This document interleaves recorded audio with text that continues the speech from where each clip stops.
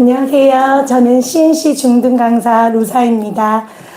제가 오늘 목소리가 좀 많이 안 나와서 양해 부탁드리겠습니다. 저는 오늘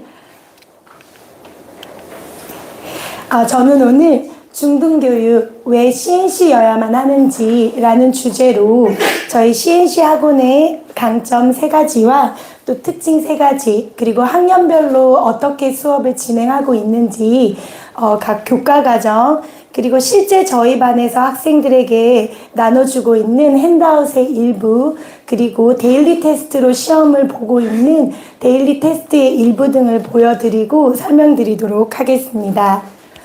저도 딸아이가 있는 학부모인데요. 항상 이런 고민을 하게 되는 것 같아요. 우리 아이가 전문적인 강사를 만나서 체계적인 대형 학원 속에서 또 전체 학생들의 지표 속에서 우리 아이가 어느 정도 공부를 하고 있는지에 대한 그런 니즈가 있으면서도 막상 대형 학원을 보내봤더니 담임 선생님이 3개월에 한 번 정도 바뀌고 있고 실제로 담임 선생님의 이런 상담 요청을 하면 길게는 하루 정도가 걸리더라고요. 그러다 보니 차라리 소규모로 하는 원장 직강에 소규모 학원을 보내면서 철저한 관리를 받는 것이 더 나을까라는 고민을 하게 되더라고요. 만약에 이 자리에서 이 2가지 부분에 대한 충족으로 고민하고 계시는 학부모님들이 있다면 저는 고민하지 말고 CNC를 선택하면 됩니다 라고 말씀드리고 싶습니다. 그 이유는 저희 CNC 학원의 크나큰 3가지 장점 때문인데요. 저희 학원은 첫 번째 장점, 철저한 담임제로 수업을 진행하고 있습니다. 짧게는 1년이고요. 길게는 2, 3년까지 담임제로 수업을 진행하고 있습니다. 저희 학원의 강사님들은 기본적으로 소형 학원의 원장급의 스펙을 가지고 있다고 확신드릴 수 있고요. 원장 선생님의 1:1 담임 관리를 받는다고 생각하시면 됩니다. 실제로 수업을 해보니 똑같은 레벨이라고 하더라도 문법적인 풀이가 부족한 학생이 있고요. 문제를 푸는 부분이 좀 힘들어하는 학생이 있습니다. 그 이면에 또 문제는 굉장히 잘 풀지만 작문 독해에 대한 분석이나 배경 지식 부분을 어려워하는 학생들이 있더라고요. 그런데 저희 학원은 철저한 담임제로 운영을 하고 있기 때문에 똑같은 레벨의 수업을 하면서도 문법이 부족한 학생들은 수업 전에 불러서 개별 보강을 진행하고 있고요. 또한 문제풀이가 부족한 학생들은 독해에 대한 여러 가지 지문의 분석이 필요하기에 추가적으로 핸드아웃 숙제를 나눠주고 있습니다. 그렇기 때문에 담임제로서의 철저한 관리가 학생별로 이루어지고 있고요. 또한 개별 관리에 대한 피드백입니다. 저희는 기본적으로 1년간 담임제로 운영을 하고 있기 때문에 선생님께서 매일매일 담임으로서 학부모님께 개별 본인 핸드폰으로 피드백을 드리고 있습니다. 저 같은 경우는 매일매일 수업이 끝나고 데일리 테스트의 결과 또 우리 학생들의 과제 이행도 그리고 오늘 수업 시간에 리딩, 그래머, 리스닝 부분에서 어떤 부분의 수업을 했는지에 대한 피드백을 상세하게 드리고 있고요. 또한 학생들과 숙제를 올려주고 있거나 학생들의 개별 상담을 할 수 있는 단톡방을 운영하고 있어요. 그래서 부모님들에 대한 매일매일 피드백은 물론이고 학생들과 수행평가에 도움이 필요하거나 개별적인 질문이 있을 때도 바로바로 카톡으로 질문을 할 수 있게 하고 또한 바로바로 피드백이 이루어진다고 보시면 됩니다. 또한 담임제로 운영을 하고 있기 때문에 가장 큰 장점은 내신이라고 보고 있는데요. 저희 학생들이 실제로 1학년 콜롬비아 수업을 해보니 굉장하게 영어를 잘하는 학생이에요. 지금 현재 저희 콜롬비아 반의 학생들 중에 5명이 리턴 학생인데요. 리턴 학생이라 하더라도 내신 점수는 안 나올 수 있고 또 고등, 모의고사에 대한 각 유형별 스킬은 부족할 수 있습니다. 그러다 보니까 저희는 같은 레벨의 담임 선생님께서 학생을 분석한 후에 내신에 대한 수업을 개별적으로 진행을 하고 있는데요. 타 학원의 경우는 각 학교별 그리고 출판사별로 선생님이 바뀐다고 들었습니다. 대형 학원의 경우에는 출판사별로 선생님이 바뀌는데요. 저희는 담임 선생님이 동일하게 내신 수업을 진행합니다.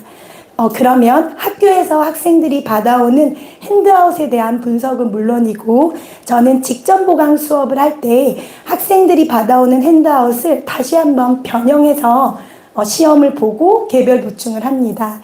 그리고 저희는 담임 선생님이 그런 부분을 관리를 하기 때문에 어머님들께서 개별적으로 요청을 하지 않으셔도 보고 있는 선생님이 답답해서 이 학생은 분명히 같은 수준이었는데 내신 문제를 왜 이렇게 못 풀까? 라는 판단이 섰을 때 어머니께서 상상하시는 그 이상으로 보강 수업이 진행되고 있습니다. 그렇기 때문에 1년 동안 철저하게 선생님이 그 학생의 영역별 판단을 할 수밖에 없고요. 또한 학생이 부족한 부분에 대한 보강이 이루어지고 있습니다. 두 번째로 죄송합니다. 어머님들께서 또 이런 걱정을 하시잖아요.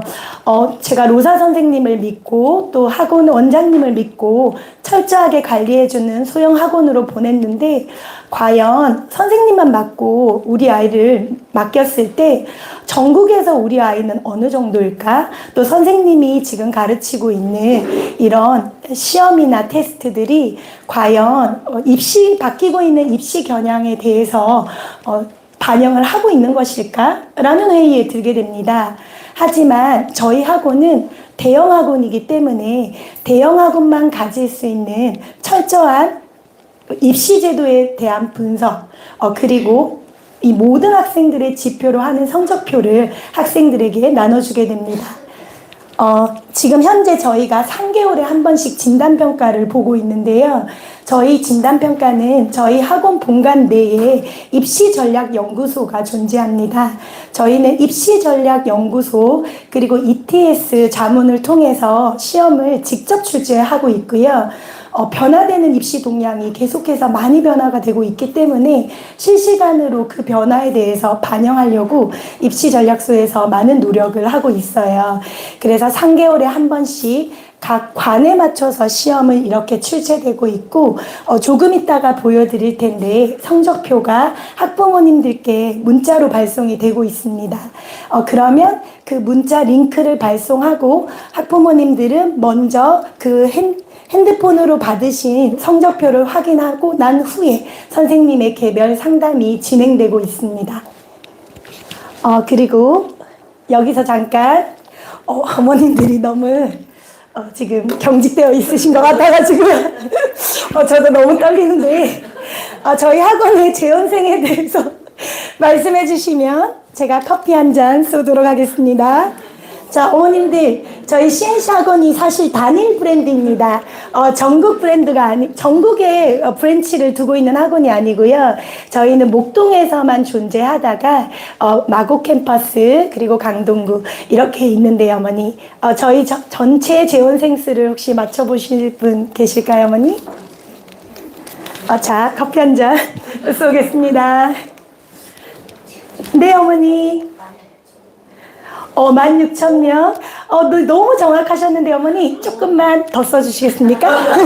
사담을 드리자면요, 어머니, 저기, 보면 합격생 중에, 제가 2년 동안 가르쳤던 양종고 합격 학생, 성기범 학생이 있어요. 3개월에 한 번씩 어머니께서도 아직까지 저에게 문자를 주시는데요. 선생님, 목동에서는 자고 일어났더니 CNC 건물이 또 하나 생겨 있더라고요. CNC 제국이네요. 정말로 이렇게 말할 정도이거든요. 어머니, 조금만 더 써서 말씀해 주시겠습니까, 어머니? 조금 줄여주시면 어떨까요? 17,000명. 근접해서 어머니께 드리도록 하겠습니다. 처음 어머니 죄송합니다.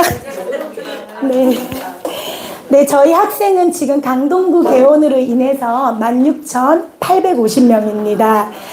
이렇게 수많은 학생들의 데이터를 입시전략연구소에서 분석하기 때문에 믿고 맡길 수 있는 대형 학원에 철저한 분석이 이루어지고 있는데요, 어머니.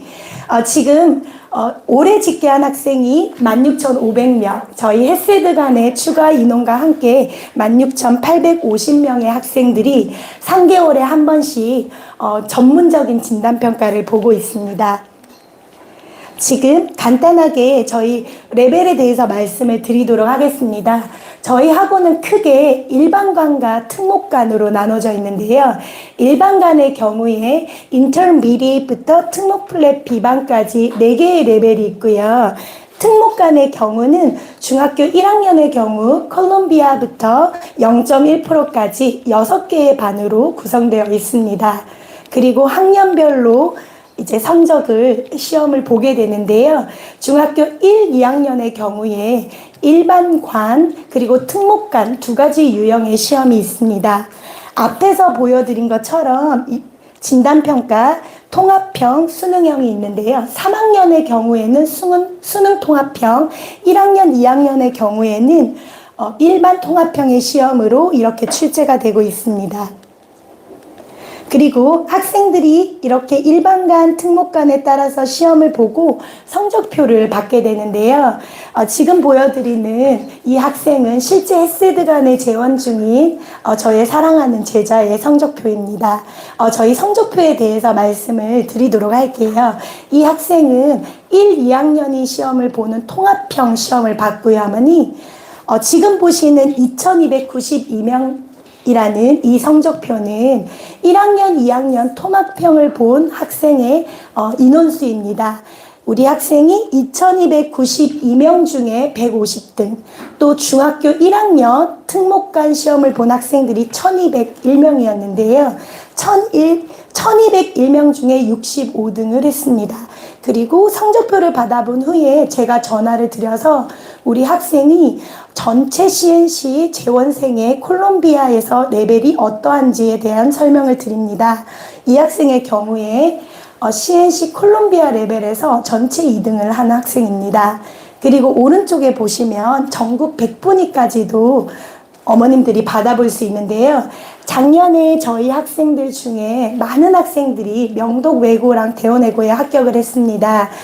저희는 워낙 담임제로 수업을 2년 정도 진행하다 보니 아이들이 고등학교 가서도 계속해서 찾아오고 연락이 오는데요.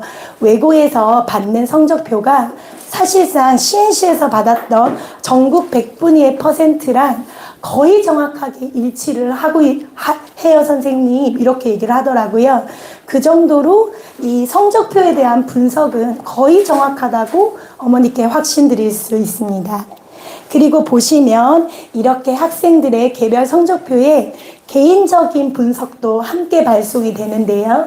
듣기의 경우에 우리 아이가 지금 너무 잘하는 학생들만 보여드려서 좀 당황스러운데 어머니, 다 이런 건 아니고 학생들이 약간 짧은 유형의 수능 듣기가 부족한지, 또 장문 추론형이 부족한지에 대한 분석, 그리고 문법 같은 경우는 입시전략연구소에서 직접 출제를 하는데요. 통합적인 사고를 하면서 영역별로 문제가 출제되고 있기 때문에 우리 아이가 어떤 부분이 약한지를 정확하게 볼 수 있습니다. 그리고 가장 중요한 영역이 리딩인데요. 리딩 같은 경우는 수능형 독해, 그리고 일반형 독해, 또한 장문 독해를 하면서 학생이 추론까지 가능한지 3가지 영역별로 어떤 부분이 틀렸는지에 대한 성적표가 나가고요. 오른쪽에 보시면 정답률까지 정확하게 분석해서 나옵니다. 정답률이 높다는 건 문제가 쉽다는 이야기인데요. 예를 들어 콜롬비아에 대한 저에 대한 기대가 있잖아요. 그런데 정답률이 높은 문제를 많이 틀리는 학생들에 대해서는 리딩에 대한 추가 핸드아웃 숙제가 나가고 있습니다.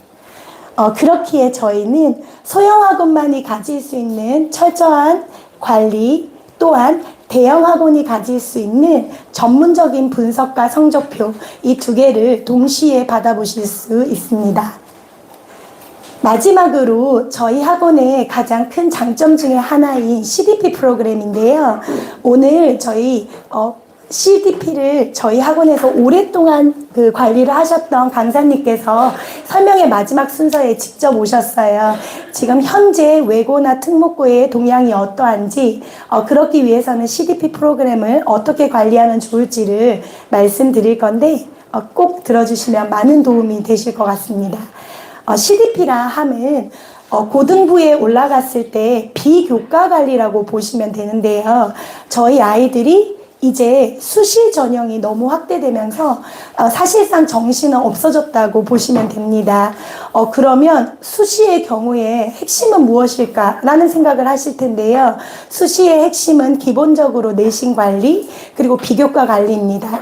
저희 학원에서는 비록 영어 학원이지만 영어의 A등급, 1등급은 물론이고 아이들이 타 과목의 관리는 어떻게 진행을 하고 있는지, 그리고 또한 특목고에 합격하기 위해서 비교과적인 부분은 어떤 부분까지도 준비를 해야 되는지 CDP 선생님께서 직접 상담을 하십니다. 비교과 관리를 미리 할 수 있는 중등교육이라고 생각하시면 되고요. 실제로 중학교 학원에서 아무리 큰 대형 학원이라 하더라도 CDP 프로그램을 운영하는 학원은 저희 학원이 전국에서 유일무이하다고 보시면 됩니다. 지금 보시는 것은 저희 CDP 선생님이 직접 저희 반 강모 학생, 이름을 말했네요. 강채연 학생의 CDP 결과지입니다. 특목 프랩반 이상의 학생들은 저희는 CDP를 분기별로 불러서 상담을 나누는데요. CDP 선생님이 학생들이 꿈이 있고 목표가 있고 원하는 학교가 있어도 사실상 어머님께 말하기를 좀 수줍어하더라고요. 저희 반 학생의 경우에 엄마가 너 공부나 하고 그런 말 해. 너가 무슨 외고야. 막 이랬다고 얘기를 하더라고요. 그래서 본인이 자신이 없어서 말하지 못했던 이런 부분을 실제로 저에게도 얘기를 하고 CDP 선생님에게도 얘기를 했더라고요. 그러면 이 학생이 원하는 학교는 무엇인지, 또 이 학생이 어떤 부분이 강하고 약한지, 또 학생이 어떤 부분이 흥미가 있는지를 CDP 선생님과 이야기를 나누고 장점, 단점을 분석한 후에 학부모님께 문자를 보내드리는 건 물론이고요. 저 담임 선생님에게도 결과 보고를 해주십니다.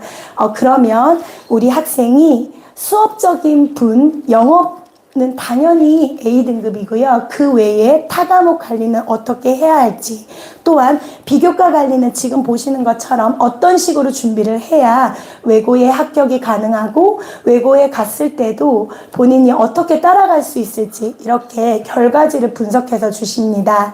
그러면 저도 이런 부분을 읽고 있다가 학생들에게 내신 기간이 왔을 때 영어뿐만 아니라 타 과목을 제가 알려줄 수는 없겠지만 채윤아, 우리가 지금 이 과목을 모두 A등급을 유지를 해봐야 될 것 같아. 이번에 또 이런 부분이 틀렸다면 수행해서 메이크업을 해서 A를 유지해보자. 이렇게 상담이 진행됩니다. 그러다 보니 사실 제 교육 철학은 꿈을 가져라. 그러면 반드시 하게 될 거다 인데요. 사실상 공부를 그냥 열심히 하는 것과 목표를 가지고 열심히 하는 거는 정말 결과가 다릅니다.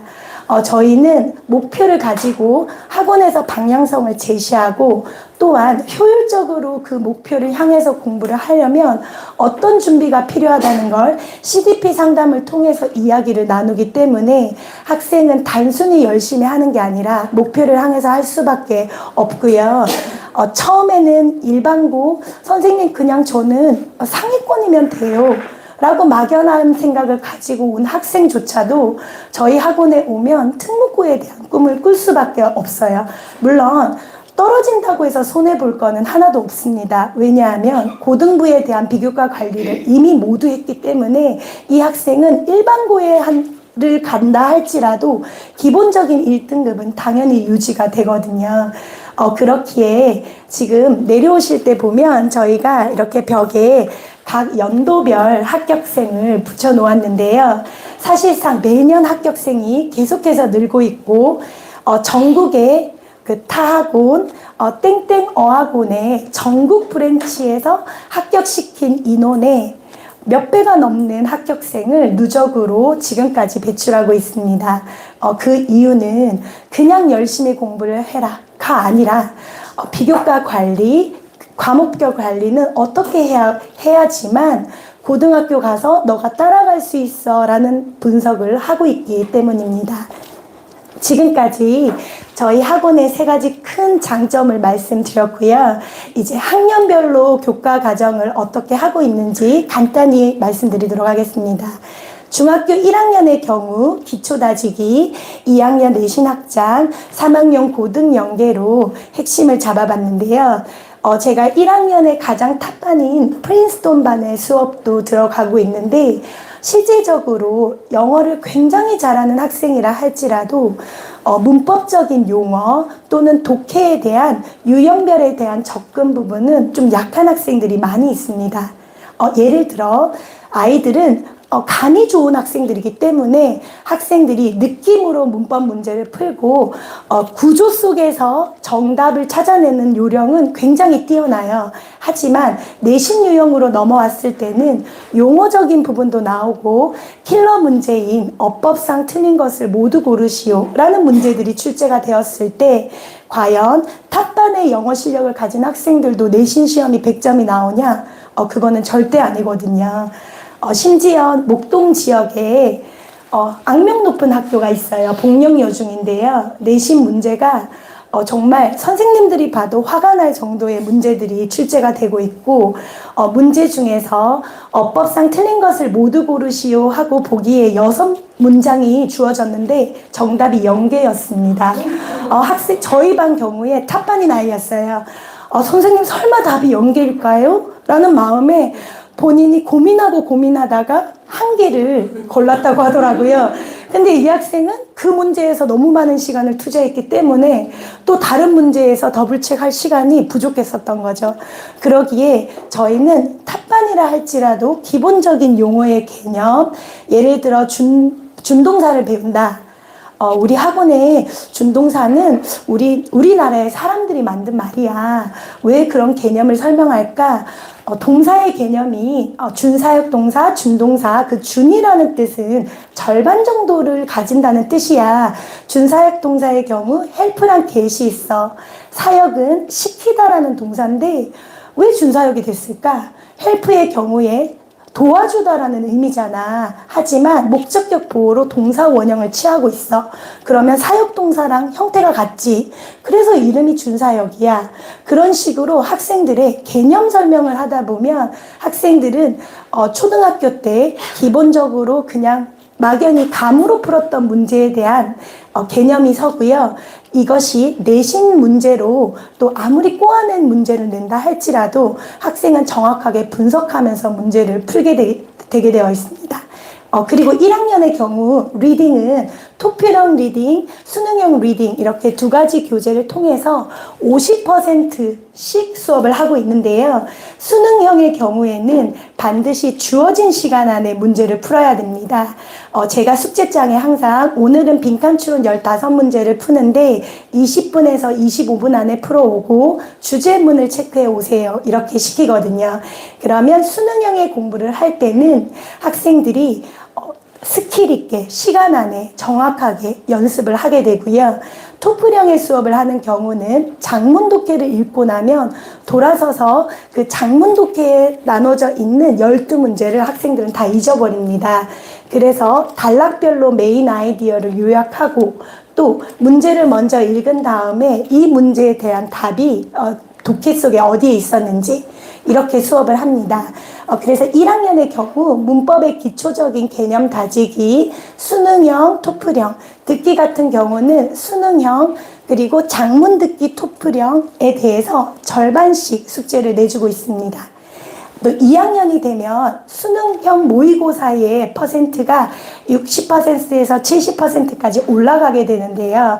토플형에 대한 장문 독해는 학생들의 배경 지식을 위해서 계속해서 하지만 기본적으로 수능 모의고사의 1등급이 목표인 학생들이기 때문에 수능 모의고사의 퍼센트가 훨씬 올라가고 있고 문법의 경우에는 내신 확장의 시간을 가지게 됩니다.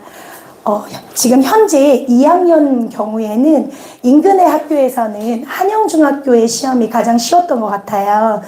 그러다 보니까 아이들이 내신 저희가 중간고사, 기말고사 1년에 4번 4개월 동안 내신 기간을 가지는데요.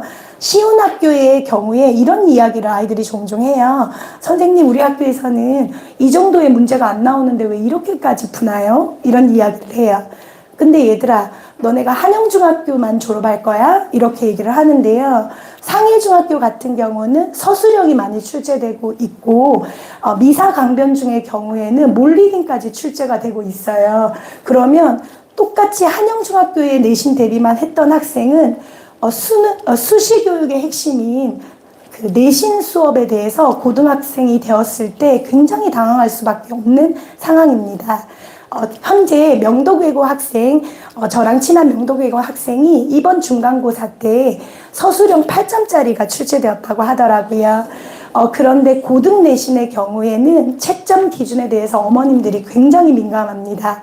예를 들어 가정법을 사용해서 문장을 영작하시오 라는 문제였지만 그 가정법에 대한 지문이 들어가지 않았을 때 부분 점수는 1점 높습니다. 그러면 그 한 문제를 놓칠 경우 학생은 바로 92점이 되는 거죠. 그런데 수행에 대한 준비가 안 되어 있다? 그러면 바로 B등급이 되는 겁니다. 그렇기 때문에 2학년의 경우에 저희는 내신 확장, 단순히 우리 학교의 내신 수준이 아니라 A등급은 아이들이 기본적으로 받고요. 이 A등급을 유지를 하되 너가 고등부 갔을 때 내신도 1등급 받을 자신이 있어? 그렇다면 우리는 변형 문제도 풀어봐야 돼 하면서 이 변형 문제를 담임 선생님들이 직접 분석을 하고, 특히 저 같은 경우는 학생들이 학교에서 받았던 몰 리딩에 대해서도 제가 다 정리를 해줍니다. 그런 다음 몰 리딩에 대한 변형 문제까지 풀어보고 있습니다. 3학년의 경우는 사실상 수능형의 독해랑 듣기로 거의 90%에서 100% 전환되는 시기입니다. 고등학교 가면 절대적으로 영어를 할 시간이 없다고 보시면 됩니다. 그냥 고등학교 가서 다니는 영어 학원은 유지 정도, 자신의 성적을 유지하는 개념인데요. 그러기에 중학교 시절 동안 고등학교 3학년의 수능 1등급은 물론이고 내신의 1등급도 유지할 수 있도록 확장 내신, 고등 연계 수업을 하고 있고요. 뿐만 아니라 저희 선생님들은 그 모의고사의 지문을 빔 프로젝트로 같이 띄워보기도 하면서 구문 독해를 진행하고 있어요. 그래서 지문 속에서 구문이 어떻게 되는지, 그리고 그 지문 속에 어떤 문법들이 있는지도 함께 연구하고 있습니다. 그리고 지금부터는 아주 짧게 초등 선생님도 기다리고 계시니 얼른 끝내도록 하겠습니다. 지금부터는 제가 수업 시간에 학생들에게 기본 교재는 물론이고요. 저희가 리딩 교재 2권, 수능형, 토플형, 문법 교재 1권, 듣기 교재 1권 이렇게 구매를 하고요. 그 외에 저희 학원은 추가적인 핸드아웃이 정말 많이 나갑니다. 제가 가방 정리를 해줘야 될 정도로 학생들이 이고지고 많이 들고 오는데요. 그 정도로 이렇게 여러 가지 핸드아웃을 주는 부분을 간단히 설명드리도록 하겠습니다. 지금 보시는 건 고1 교육청 모의고사의 지문이었습니다. 지금 왼쪽에 보시는 건 실제로 교육청 모의고사의 시험이고요. 먼저 3월 모의고사를 본다 하면 3월 모의고사를 학생들과 주어진 시간 안에 저랑 같이 풀어와서 채점하고 분석합니다. 그런 후에 똑같은 지문을 가지고 만약에 너네가 내신 수업에 변형 문제가 나왔을 때 어떻게 할까라는 것을 같이 이야기를 나누거든요. 실제로 고등학교 가면 교육청 모의고사 시험을 보고 그 모의고사 시험에 대한 변형 문제가 내신으로 나옵니다. 그러면 이 모의고사의 변형 문제를 내신으로 서술형으로 나왔을 때 어떠할지, 어법상 어색한 곳을 고르시오로 나왔을 때 어떻게 풀지를 똑같은 지문을 두고 유형만 바꿔서 저랑 보통 세네 가지 유형으로 학생들과 수업을 하고 있습니다. 네, 이렇게 변형 문제를 계속해서 풀어보고요. 지금부터 마지막으로 이제 제가 어떻게 데일리 테스트를 보고 있는지 말씀드리겠습니다.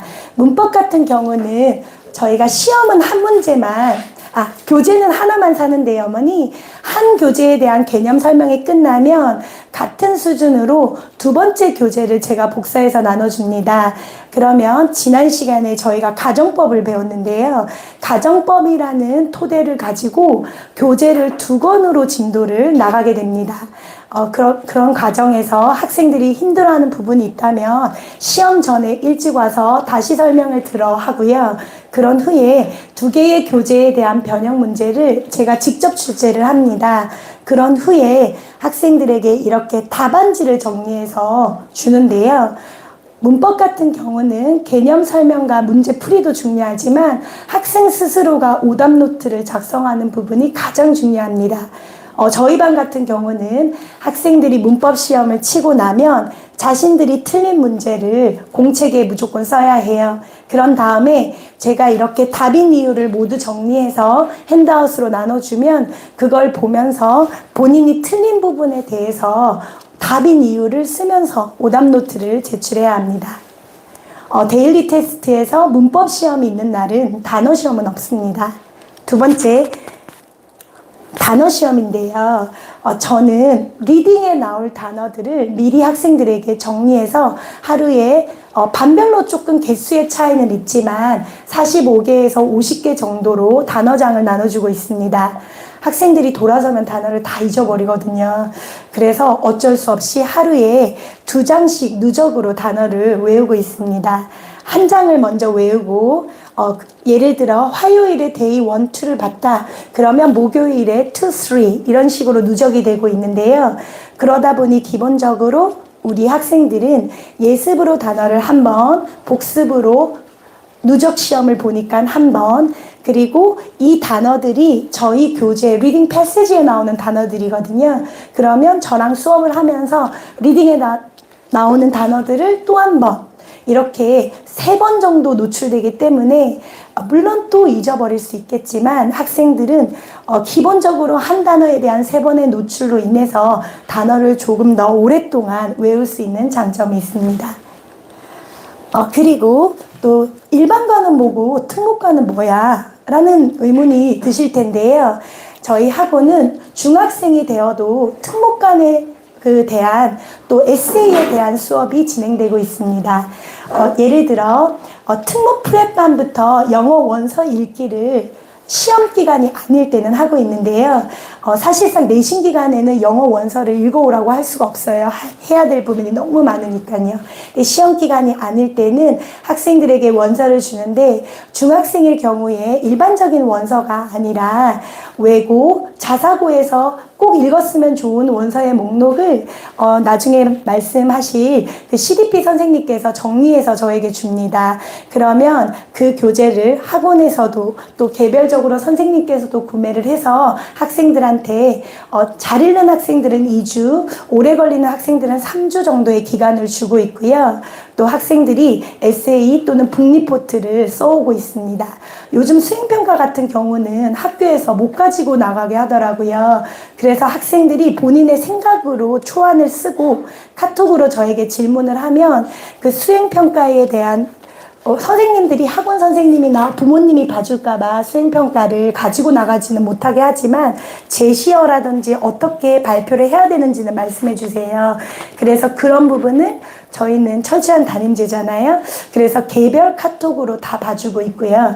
에세이 같은 경우는 북리포트를 써왔을 경우 저희 1층의 영어 도서관에 원목님께서 전문적으로 학생의 그 북리포트를 읽어보고 문법적으로 틀린 부분뿐만 아니라 내용적인 부분 또한 너는 너의 생각이 들어가 있지 않아 라는 부분을 하나하나 다 교정을 해주게 됩니다. 그러면 아이들이 파이널 드래프트를 고쳐서 써오고요. 이 부분을 저는 교실에 붙여주고 있습니다. 글쓰기를 두려워하는 학생이 있다면 다른 학생들의 북리포트를 보면서 서론본론 결론을 이런 식으로 쓰면 되는구나 라는 영감을 받게 되는 것이죠. 일반간과 특목간으로 나눠져 있지만 일반간의 특목 프랩반부터 특목간까지 저희는 북리포트 부분도 함께 다뤄지고 있습니다. 마지막으로 빨리 끝내겠습니다. 마지막으로 이제 영재반인데요. 목동 지역 같은 경우는 영재반의 니즈가 굉장히 높았는데, 여기 강동구 지역은 아직까지 홍보가 되지 않았던 것 같습니다. 예를 들어 과고 영재고를 준비하는 학생들은 사실상 주중에 영어 학원을 다닐 시간이 아예 없습니다. 영재원을 매일 가거든요. 그렇지만 실질적으로 저희가 과학고에 합격한 학생들도 많이 있는데요. 이야기를 들어보면 선생님 생각보다 영어 내신이 1등급이 나오기 힘들어요 라고 얘기를 하더라고요. 사실상 과학고에서는 영어 1등급에 대한 비율은 5% 정도라고 하더라고요. 그러다 보니 저희가 영재 수업도 개설을 했고요. 토요일에 4시간 30분 동안 인텐시브 클래스를 진행하고 있습니다. 네, 그리고 마지막으로 저도 아이가 있다 보니까 여러 가지 생각을 하게 되고, 또 저희 학생들한테 정말 이 아이가 내 딸 같다, 내 아들 같다 라고 수업을 하는 선생님 중에 한 명이고, 저희 학원 선생님들은 정말 그런 수업을 하고 있다고 자신있게 말씀드릴 수 있는데요. 항상 이 부분이 문제인 것 같아요. 선생님, 제가 영어만 하는 게 아니에요. 수학도 있어요. 논술도 있어요. 학교 수행기간이에요. 정말 시간이 없어요. 그렇게 말을 할 때마다 저도 마음으로는 너무 가슴이 아파요. 왜냐하면 시간이 너무 없다는 걸 알고 있으니까요. 그런데 해결책을 아무리 찾으려고 해봐도 저희가 고등학교 3학년까지 롱런을 해야 되는 부분이잖아요. 사실상 학년이 올라갈수록 시간은 더 없어. 밖에는 답이 없어요. 시간이 더 없는데 어떡하지? 그렇다면 정말 시간을 쪼개 쓸 수밖에 없어. 튼튼히 공부를 할 수밖에 없어. 놀지 말라는 게 아니야. 그런데 우리가 어떻게 하면 시간을 쪼개볼까? 이런 부분을 저희 학생들은 담임 선생님한테 저에게 계획표를 내는 학생도 있어요. 그러다 보니 저도 정말 충분히 공감을 하고 이 계획에 대해서 학생들과 같이 이야기를 나눕니다. 그렇기에 너무 상대적으로 시간이 많이 있는 이 방학 시점을 앞두고 또 학년이 바뀌는 이 시점에서 어머님들의 고민이 어떨지 충분히 공감됩니다. 그렇기에 시간이 상대적으로 있는 이 방학을 그냥 보내는 건 정말 안 될 것 같다는 생각이 들고요. 학원에서도 이런 부분을 충분히 공감해서 여러 가지 방학 특강도 개설을 할 예정입니다. 어머님들의 많은 관심 부탁드리겠습니다. 감사합니다.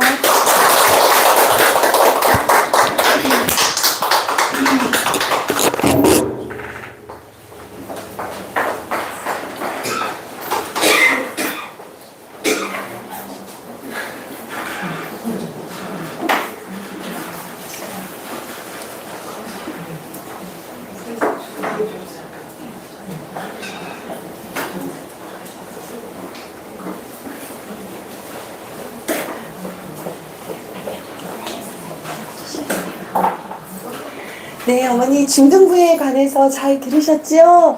도움이 많이 되셨죠, 어머니? 네, 이제는 초등부에 관한 또 설명회를 엘리 선생님께서 이제 해주실 텐데요. 자, 엘리 선생님 프로필. 네, 엘리 선생님은 이렇게 또 저희 학원에서 한 강사 경력만 총 20년이시고요. 또 저희 학원에서는 한 13년 이제 14년째 이제 근무하게 되시는 선생님이십니다. 그리고 저기 미국 이제 유학하세요. 그리고 유학하시고 또 6학년만 지도를 한 10년은 6학년을 지도하셨던 선생님이시거든요. 자, 엘리 선생님이 하시는 또 설명에도 어머니들께 많은 도움이 되시기를 바랍니다.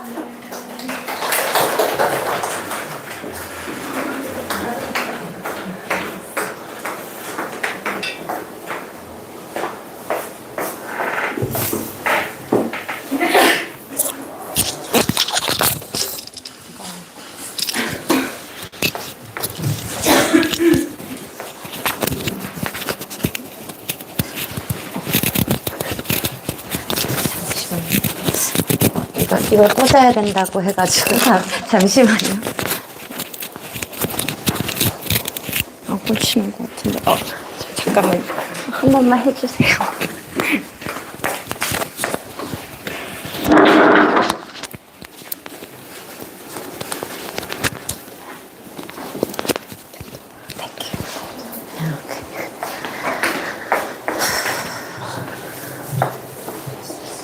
안녕하세요. 저는 오늘 초등 고학년 영어 수업 왜 CNC일까요? 라는 주제로 어머님들께 설명회를 진행하게 된 엘리입니다. 설명회를 시작하기 앞서 간략하게 제 소개를 드리자면 저는 초등학교 4학년 때 딱 지금 제가 가르치고 있는 학생들 정도의 나이였어요. 아버지의 이제 주재원 발령으로 정말 갑작스럽게 온 가족이 영국으로 가게 되면서 우리 아이들이 지금 겪고 있을 그 언어의 장벽과 스트레스와 힘듦을 몸소 체험하며 영어를 습득하게 된 케이스였어요. 그래서 아이들의 마음이 얼마나 힘들지가 너무 잘 공감되는 바입니다.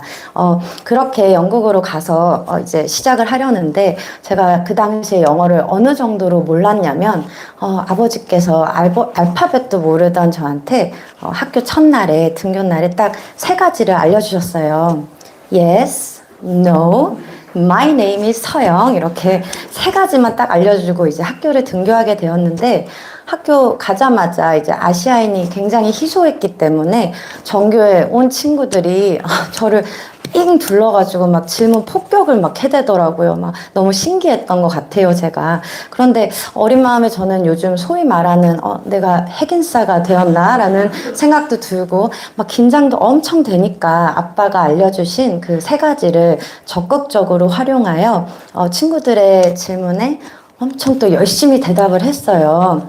Yes, no, 막 이러면서 대답을 했는데 한참을 얘기하는데 친구들이 저를 막 하나둘씩 다 떠나는 거예요. 그리고 그렇게 제 곁에 남게 된 딱 한 명의 친구가 저한테 서영, 뭐 나한테 너는 한국말을 좀 알려줄래? 나는 너에게 영어를 알려줄게. 뭐 이렇게 뭐 English 막 이렇게 얘기했던 것 같아서 또 yes, yes 한 다음에 이제 그 친구랑 서로의 언어를 배우며 친하게 지냈거든요. 그리고 그 후 제가 영어가 트였을 쯤에 이제 친구가 얘기를 해주었는데 제가 처음 학교에 갔을 때 웬 이상한 아시아인이 학교에 전학을 왔다고 소문이 났었대요. 근데 그 이유가 이제 How old are you? Yes. 그리고 막 When is your birthday? No. Are you a monkey? 이래도 yes. 막 이렇게 신나게 막 대답을 해서 엉망진창으로 이제 무지했던 제가 영국에서 초중고를 고군분투하며 직접 겪어낸 영어 학습을 바탕으로 현재는 정말 이 이상 나의 직업을 사랑할 수 없다라고 느끼며 너무 행복하게 영어를 가르치고 있습니다. 저는 꽤나 다양한 스펙트럼으로 영어를 이제 가르쳐 봤는데 압구정동에 있던 학원에서는 4년 동안 토익과 이제 대입 면접반을 고등학생들에게 가르쳤었고 그 후에 그 당시에 이제 원탑이었던 SAT 학원에서 대치동에 있는 SAT 학원에서 중학생들에게 SAT랑 토플을 가르쳤어요. 그리고 나서 이제 목동 CNC로 가게 되면서 특목강 강사로서 10년 넘게 이제 6학년 친구들만 강의를 계속 하다가 올해 강동구 CNC가 오픈하며 이렇게 어머님들을 만나게 되었습니다.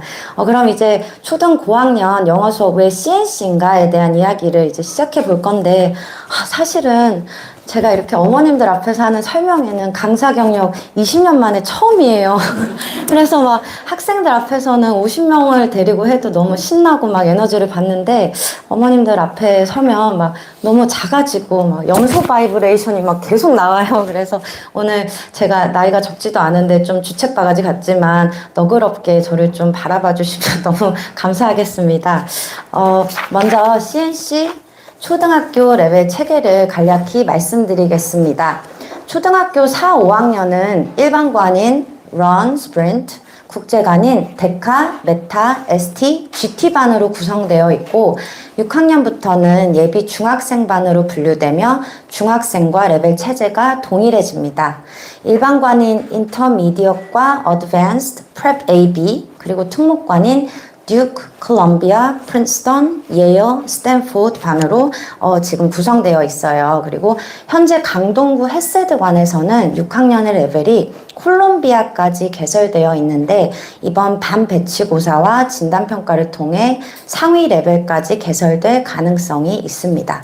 각 학년과 레벨에 따라 선생님들께서 명확한 지도 방향을 갖고 수업하고 계시는데요.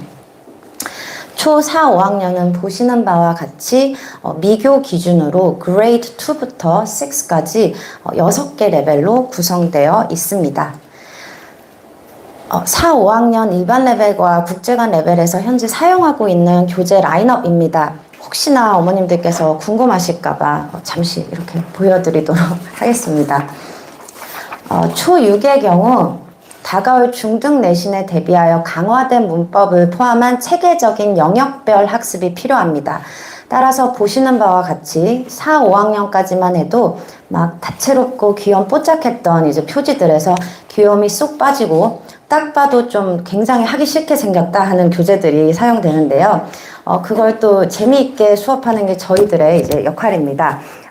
현재 6학년 일반관과 특목관에서 사용하고 있는 교재들은 이러하고 오늘은 특히나 그 중에서도 초등 고학년, 즉 5, 6학년 아이들이 왜 CNC 수업을 들어야 하는지에 대해 집중적으로 말씀드리도록 하겠습니다. 초등 고학년이 되면 어머님들께서 엄청난 내적 갈등을 겪게 되세요. 그건 목동에서도 마찬가지였어요. 우리 아이는 아직 초등학생인데 영어를 언어로서 가져가면 좀 즐겁게 배워야 하지 않을까? 혹은 우리 아이는 이제 곧 중학생이 될 건데 이렇게 감으로만 배우다가 내신 점수를 못 따게 되는 거 아니야? 라는 고민이 시작되죠. 그렇기에 영어 학원들도 크게 두 가지 학원 유형을 접하게 되셨을 거예요. 하나는 영어를 언어로서 접근하는 원어민이나 교포 선생님들 위주의 스피킹 중심 학원이고 또 다른 하나는 철저히 입시 문제 풀이 위주의 한국식 학원이에요. 하지만 이 두 가지 중 어느 하나만으로는 초등 고학년 이후 중학교, 고등학교까지 이어질 실질적인 경쟁력을 키우기는 어렵습니다.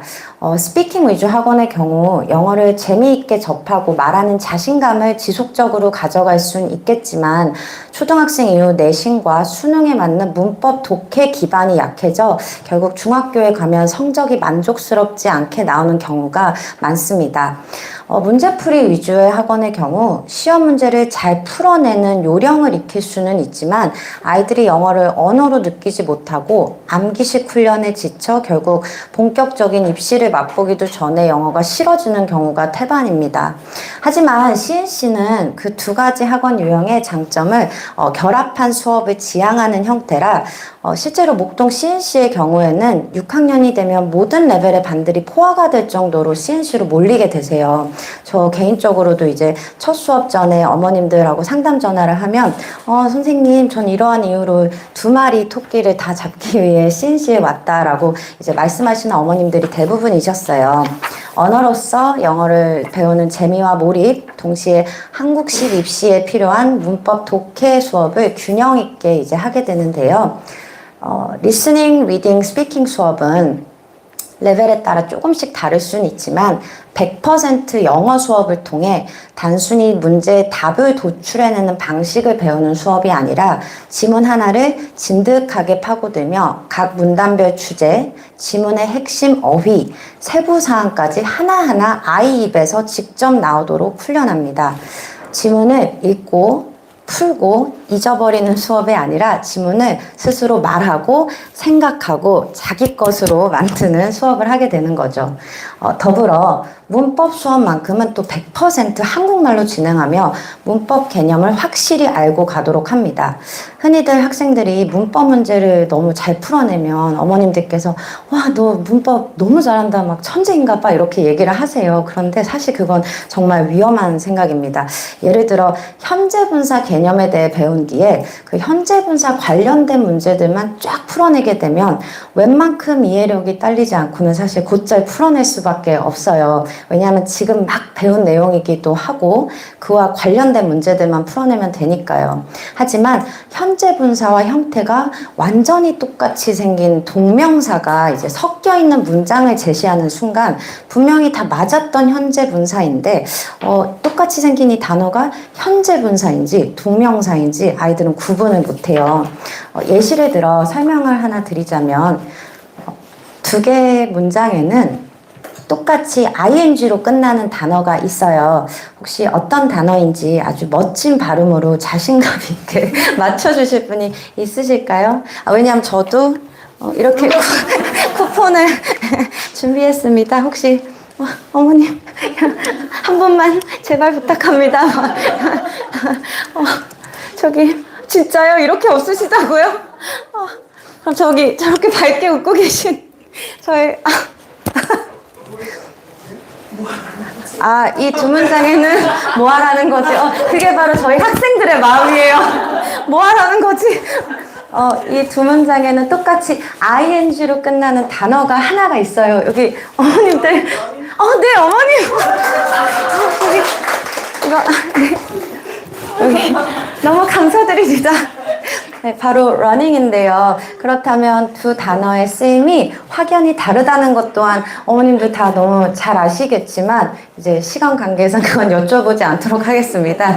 일단 현재 분사는 문장에서 형용사 역할을 하고 동명사는 명사로서 쓰이는데요. I saw him running이라는 문장에서 나는 보았다. 그를, 근데 어떤 그를 보았나? 바로 달리고 있는 그를 본 거라 그를 꾸며주는 형용사 역할로 쓰였기 때문에 이 문장에서의 running은 현재 분사예요. 그리고 my dad loves running의 경우 아빠는 사랑한다. 무엇을 사랑하죠? 바로 달리는 것 그 자체를 사랑한다는 의미의 명사로 취급되었기 때문에 이 문장에서의 running은 동명사입니다. 그런데 이런 문제들이 이제 내신 문제로 나오게 되면 언어로서만 영어를 공부해온 스피킹이 굉장히 유창한 친구들은 이렇게 쓰임이 구분되는 학습은 해본 적이 없어서 문제를 정확하게 풀어낼 수가 없게 됩니다. 이처럼 문제 속에 숨겨진 문법 구조를 정확히 이해하기 위해 다양한 유형의 문제를 반복적으로 풀고 분석하며 오답노트까지 활용함으로써 기초 문법 개념을 탄탄히 가져가실 수 있게 됩니다. 이렇듯 CNC 수업은 listening, reading, speaking, grammar 네 가지 영역을 골고루 다루어 아이가 실력과 성적을 동시에 챙길 수 있는 엄청난 시스템을 갖고 있습니다. 어머님들께서 쉽게 좀 와닿으실 수 있는 사례로 얘기를 드리자면 실제로 얼마 전에 근방에 다양한 학원을 다녀본 학생이 어머님께 말씀을 하셨대요. 엄마, CNC는 그 덕땡 학원과 이 땡제 학원을 합쳐놓은 학원 같아 라고 얘기를 했다고 하더라고요. 덕땡, 이 땡제 자체적으로 땡 처리를 하였습니다. 혹시나 문제가 될까봐 저희가 추구하는 학원 색깔과 이 학생에게 매우 잘 전달된 것 같아 굉장히 스마트한 학생이라고 생각되었고요. 제 입으로 말씀드리기가 정말 부끄럽긴 하지만 CNC는 땡 학원과 이 땡제 학원의 장점을 결합해 놓은 형태라 보시면 되실 것 같습니다. 초등 고학년의 학습 활성화를 극대화하기 위한 CNC만의 특별한 프로그램들에 대해서도 안내 드리겠습니다. 첫 번째는 바로 관리입니다. 저희 학원은 철저한 담임제로 운영됩니다. 한 명의 선생님이 모든 영역을 지도하기 때문에 학생의 학습 수준과 성향을 깊이 있게 파악할 수 있습니다. 이를 바탕으로 긴밀한 유대관계 속에서 전인적인 관리가 이루어집니다. 학생들에게 부족한 부분은 채워주고 또 잘하는 부분은 더욱 발전시킬 수 있도록 개별 피드백을 제공합니다. 또한 부모님들께 매 수업 후 피드백 메시지를 통해 수업 내용, 과제 수행도, 학습 태도와 성취도를 상세히 안내드리고 있습니다. 처음에 피드백 메시지 드릴 땐 막 수업 후에 메시지 너무 좋다고 이렇게 답장도 주시곤 했었는데 요즘엔 내용이 너무 길다고 난독증이 올 것 같다면서 이제 답장도 잘 안 하시고 읽지도 않으세요. 그렇지만 매일매일 짝사랑하는 마음으로 메시지를 드리고 있습니다. 두 번째는 스파실입니다. 스파실은 전담 선생님의 지도 아래 과제를 미행했거나 재시험이 필요한 경우 혹은 추가 학습이 필요한 학생들이 수업 전후로 보충 학습을 진행할 수 있는 공간입니다. 사실 저희 딸도 현재 CNC에서 수업을 듣고 있어요. 저기 앉아 계신 루이스 쌤께 듣고 있는데요. 제 수업이 끝날 때까지 이제 저를 기다려야 해서 스파실에서 공부를 하곤 합니다. 근데 그 시간이 쌓이다 보니 본의 아니게 대치동, 목동 못지않은 엄청난 면학 분위기 속에서 공부를 하면서 자연스럽게 그 엉덩이 힘을 키우게 되더라고요. 강추입니다. 세 번째는 영어 도서관입니다. 현재 약 2,300여 권의 영어 원서를 보유하고 있으며 운영 시간 내에는 언제든 자유롭게 대여하고 읽을 수 있습니다. 초등 고학년의 경우 격주로 온라인 리딩 과제와 북리포트 과제가 진행됩니다. 이 시기에 꾸준한 독서는 언어 감각과 사고력 형성에 가장 중요한 시기이기 때문에 저희는 다독을 생활화하고 할 수 있도록 지속적으로 독서 과제를 안내하고 있습니다. 또한 북리포트 과제의 경우 학생이 직접 읽고 작성한 북리포트를 담임 선생님이 첨삭하여 리라이트까지 진행합니다. 이를 통해 아이들은 영어 원서 읽기뿐 아니라 자연스러운 영작 실력까지 함께 키워가고 있습니다. 마지막으로 저희는 분기별 진단평가를 실시하고 있습니다. 이 평가를 통해 학생들은 ETS 공인 시험인 토플 프라이머리와 토플 주니어 그리고 수능과 토플 유형을 합쳐놓은 통합형 진단평가를 무료로 응시하고 공식 성적표를 받아보실 수 있습니다.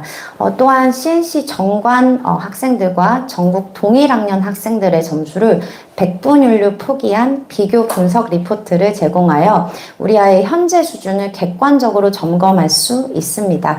시험 결과가 나온 후에는 담임 선생님이 직접 학부모님께 개별 성적 상담을 드려 아이의 강점과 보완점을 안내 드립니다. 어머님들의 그 답답하신 속을 시원하게 해드리기 위해서 정말 최선을 다하고 있습니다. 이처럼 CNC는 단순히 영어 수업만 하는 학원이 아닙니다. 수업, 관리, 그리고 평가까지 하나의 흐름 안에서 아이가 꾸준히 성장할 수 있도록 세심하고 체계적인 시스템을 갖추고 있습니다. 중학생 자녀를 둔 어머님들께서는 아마 잘 아시겠지만 중학생이 되는 순간 우리 친구들은 정말 바빠지더라고요. 바쁘기만 하면 다행인데 너무나 사랑스럽고 동글동글했던 눈이 이렇게 세모네모로 변하는 그 시기도 함께 오세요. 그렇게 막 세모네모 눈을 하고 학교 내신과 수행평가 관리하느라 그리고 본인들도 이유를 알 수 없는 그 휘몰아치는 다양한 감정들을 마주하며 정말 매일매일이 전쟁 같아지더라고요. 이렇게 바빠질 친구들이 영어를 좀 즐겁게 블라블라블라블라 이렇게 하며 배울 수 있는 정말 귀한 마지막 1년이자 중고등 교육을 잘 소화해낼 수 있는 힘을 쌓을 수 있는 골든타임을 CNC에서 보내게 된다면 친구들의 세모네모한 눈을 조금이나마 이렇게 동그랗게 변화시키는 놀라운 경험을 하실 수 있을 거라 믿습니다. 끝으로 저는 오늘 저와 함께 일하고 있는 저의 자랑스러운 동료들, 선생님들에 대한 자랑 한마디 하고 마무리하도록 하겠습니다. 이렇게 말씀드리면 너무 할머니들 같아 보일까봐 좀 조심스럽긴 한데 현재 강동 CNC 초등학교 선생님들의 경력이 도합 80년 정도가 되어 갑니다. 그리고 중등 선생님들까지 하면 좋기 150년 정도가 되는 것 같아요. 물론 경력이 오래되었다 해서 잘 가르치시는 게 아니라는 건 너무나 잘 알고 있습니다. 하지만 각각의 선생님들께서 70년어치의 학생들을 만나며 쌓아온 데이터베이스는 절대 무시할 수 없는 수치라고 생각됩니다. 실질적으로 저희는 정말 바쁜 스케줄 속에서도 어쩌다 눈이 마주쳐 사담을 나누게 되면 막 본인 학생들 자랑하시느라 다 너무너무 바쁘세요. 막 이 친구는 이래서 예쁘고 저 친구는 이래서 너무 예뻐 죽겠고 또 이 친구는 이런 어려움이 있는데 우리가 어떻게 해야 이 친구를 도와줄 수 있을까라는 주제로 정말 한 명 한 명에 대해 모두들 깊이 이해하고 고민하며 큰 애정을 갖고 가르치시고 있는 게 같은 강사로서도 여실히 느껴집니다. 세상에 막연히 좋다라고 말할 수 있는 선생님들은 많겠지만 이렇게 사랑과 관심을 갖고 한 명 한 명 대할 수 있는 선생님들은 많지 않다고 생각합니다. 철저한 관리 하에 담임제로 수업이 진행되기 때문에 학생들뿐만 아니라 사실 어머님들과도 엄청난 유대감이 생기게 되는데요. 저는 올해 헬세드관에 와서 만난 저희 반 학생들이나 어머님들과 이제 내년에 또 헤어질 수도 있다라는 생각을 하면 사실 벌써부터 좀 많이 서운하고 막 그렇습니다. 오늘 여기 와주신 우리 어머님들께서도 저희들의 이 넘치는 열정과 사랑을 CNC 수업을 들으시며 경험해 보실 수 있기를 바랍니다. 긴 시간 들어주시느라 너무 고생 많으셨고 감사드립니다.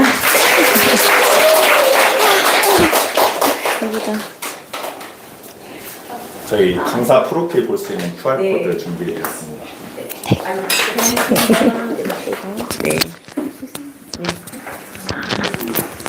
아유,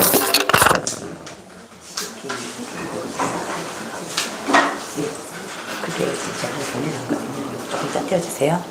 네, 아유, 유익한 시간 되셨어요? 네, 다음 시간 또 바로 넘어갈게요. 지금 이제 우리 CDP랑 입시 관련해서 오늘 또 입시 관련해서 또 CDP랑 무엇인지 좀 궁금한 거 오늘 또 우리 입시 지금 CDP 관리만 네네 거의 뭐 10년 이상 하고 계신 우리 이현아 선생님 네 지금 바로 소개하고 들어가겠습니다. 바로 들어오시면 되겠죠? 네 들어오세요. 요건 나중에 띄워주세요. 네.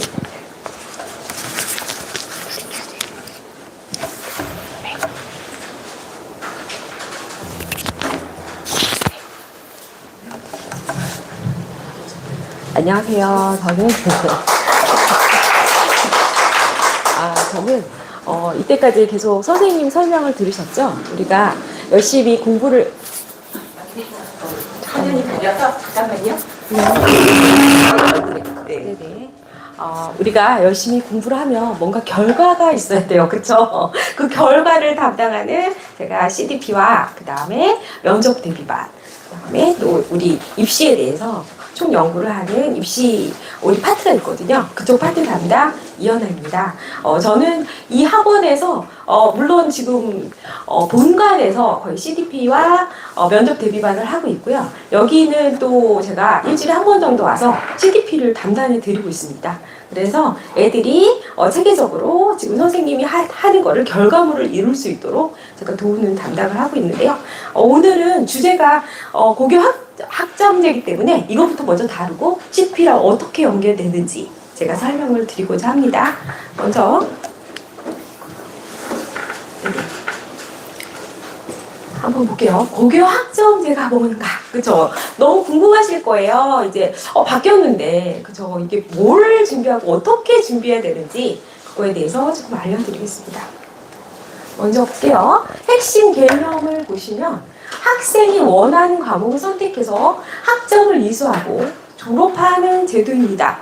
이 소리가 뭐냐면, 예전에는 그냥, 그죠? 이렇게 학교에 가면, 당연히 이제 과목이 다 정해져 있었어요. 그랬는데 이제는 선택을 해야 된다는 겁니다. 우리가 고교학점제는 아주 쉽게 설명하면 뭐냐면 대학 과정이 고등학교도 이제 진출을 한 거예요.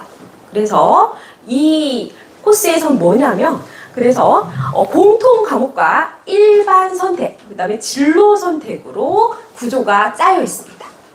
그래서 공통 과목은 반드시 들어야 할 과목. 그래서 거의 상대평가가 진행이 되고요. 그 다음에 일반 선택. 일반 선택은 우리가 해도 되고 이걸 선택해도 되고 안 되고 그 다음에 진로 선택은 거의 심화로 이루어져 있습니다.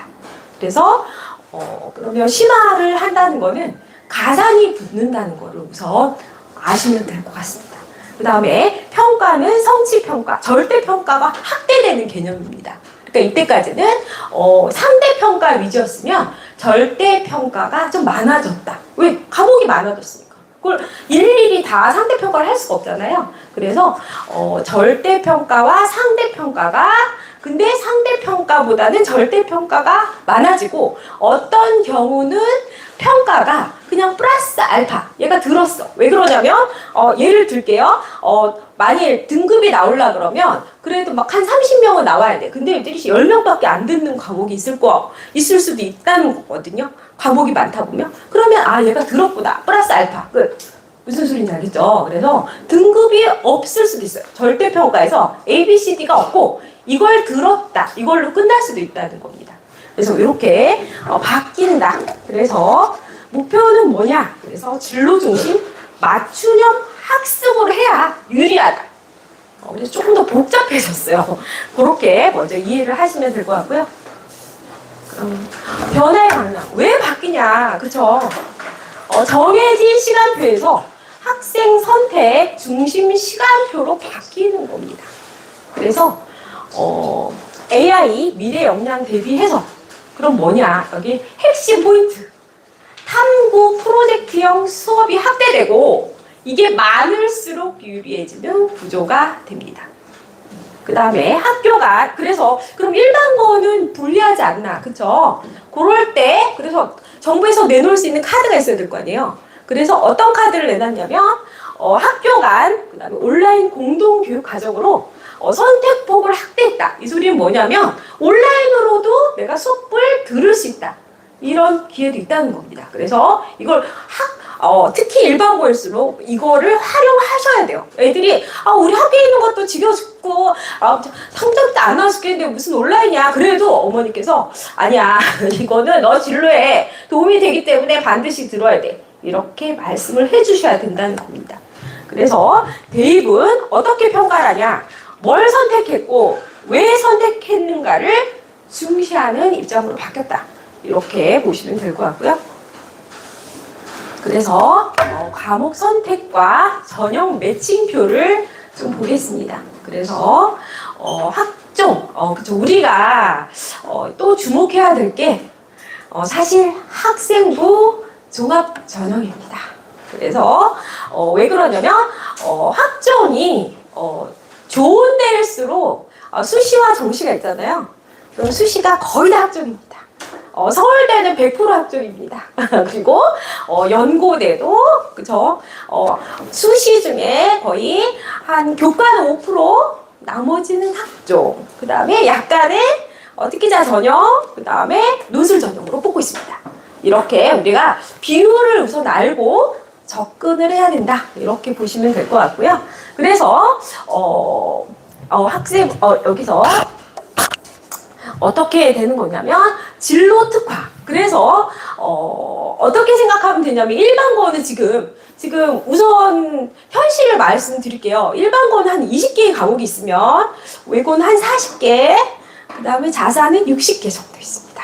그러니까 이미 유리한 구조가 누가 제일 유리한지 이제 조금 판이 갈리죠. 그리고 외고는 심화보다는 과목에 굉장히 선택권이 넓은 학교입니다. 그래서 여기는 선택이 굉장히 유리한 학교. 그러니까 문과는 외고가 유리해요. 자사고를 가서 내가 뭘 하겠다. 이거는 심화는 사실 이과 애들이 많이 찾는 전형이라고 생각해 주시면 됩니다. 그래서 우리가 수학과학 왜 강조를 하냐. 그쵸? 그 다음에 영어도 우리가 막 잘해야 된다 강조를 하잖아요. 영어도 심화가 있어요.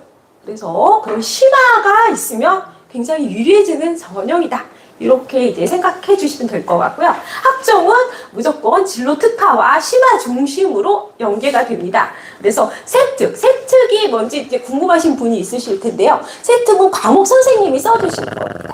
그래서 이제 중학교부터는 과목이 다 다르죠. 그래서 국어 선생님 따로, 수학 선생님 따로. 그래서 1학년은 거의 그죠. 1학년은 요즘에는 시험을 좀 보지만 예전에는 막 시험도 안 봤어요. 그래서 자유 학기제 뭐 이렇게 학기제 학년제 이렇게 하면 선생님의 그냥 코멘트로 끝나는 거예요. 그게 세특입니다.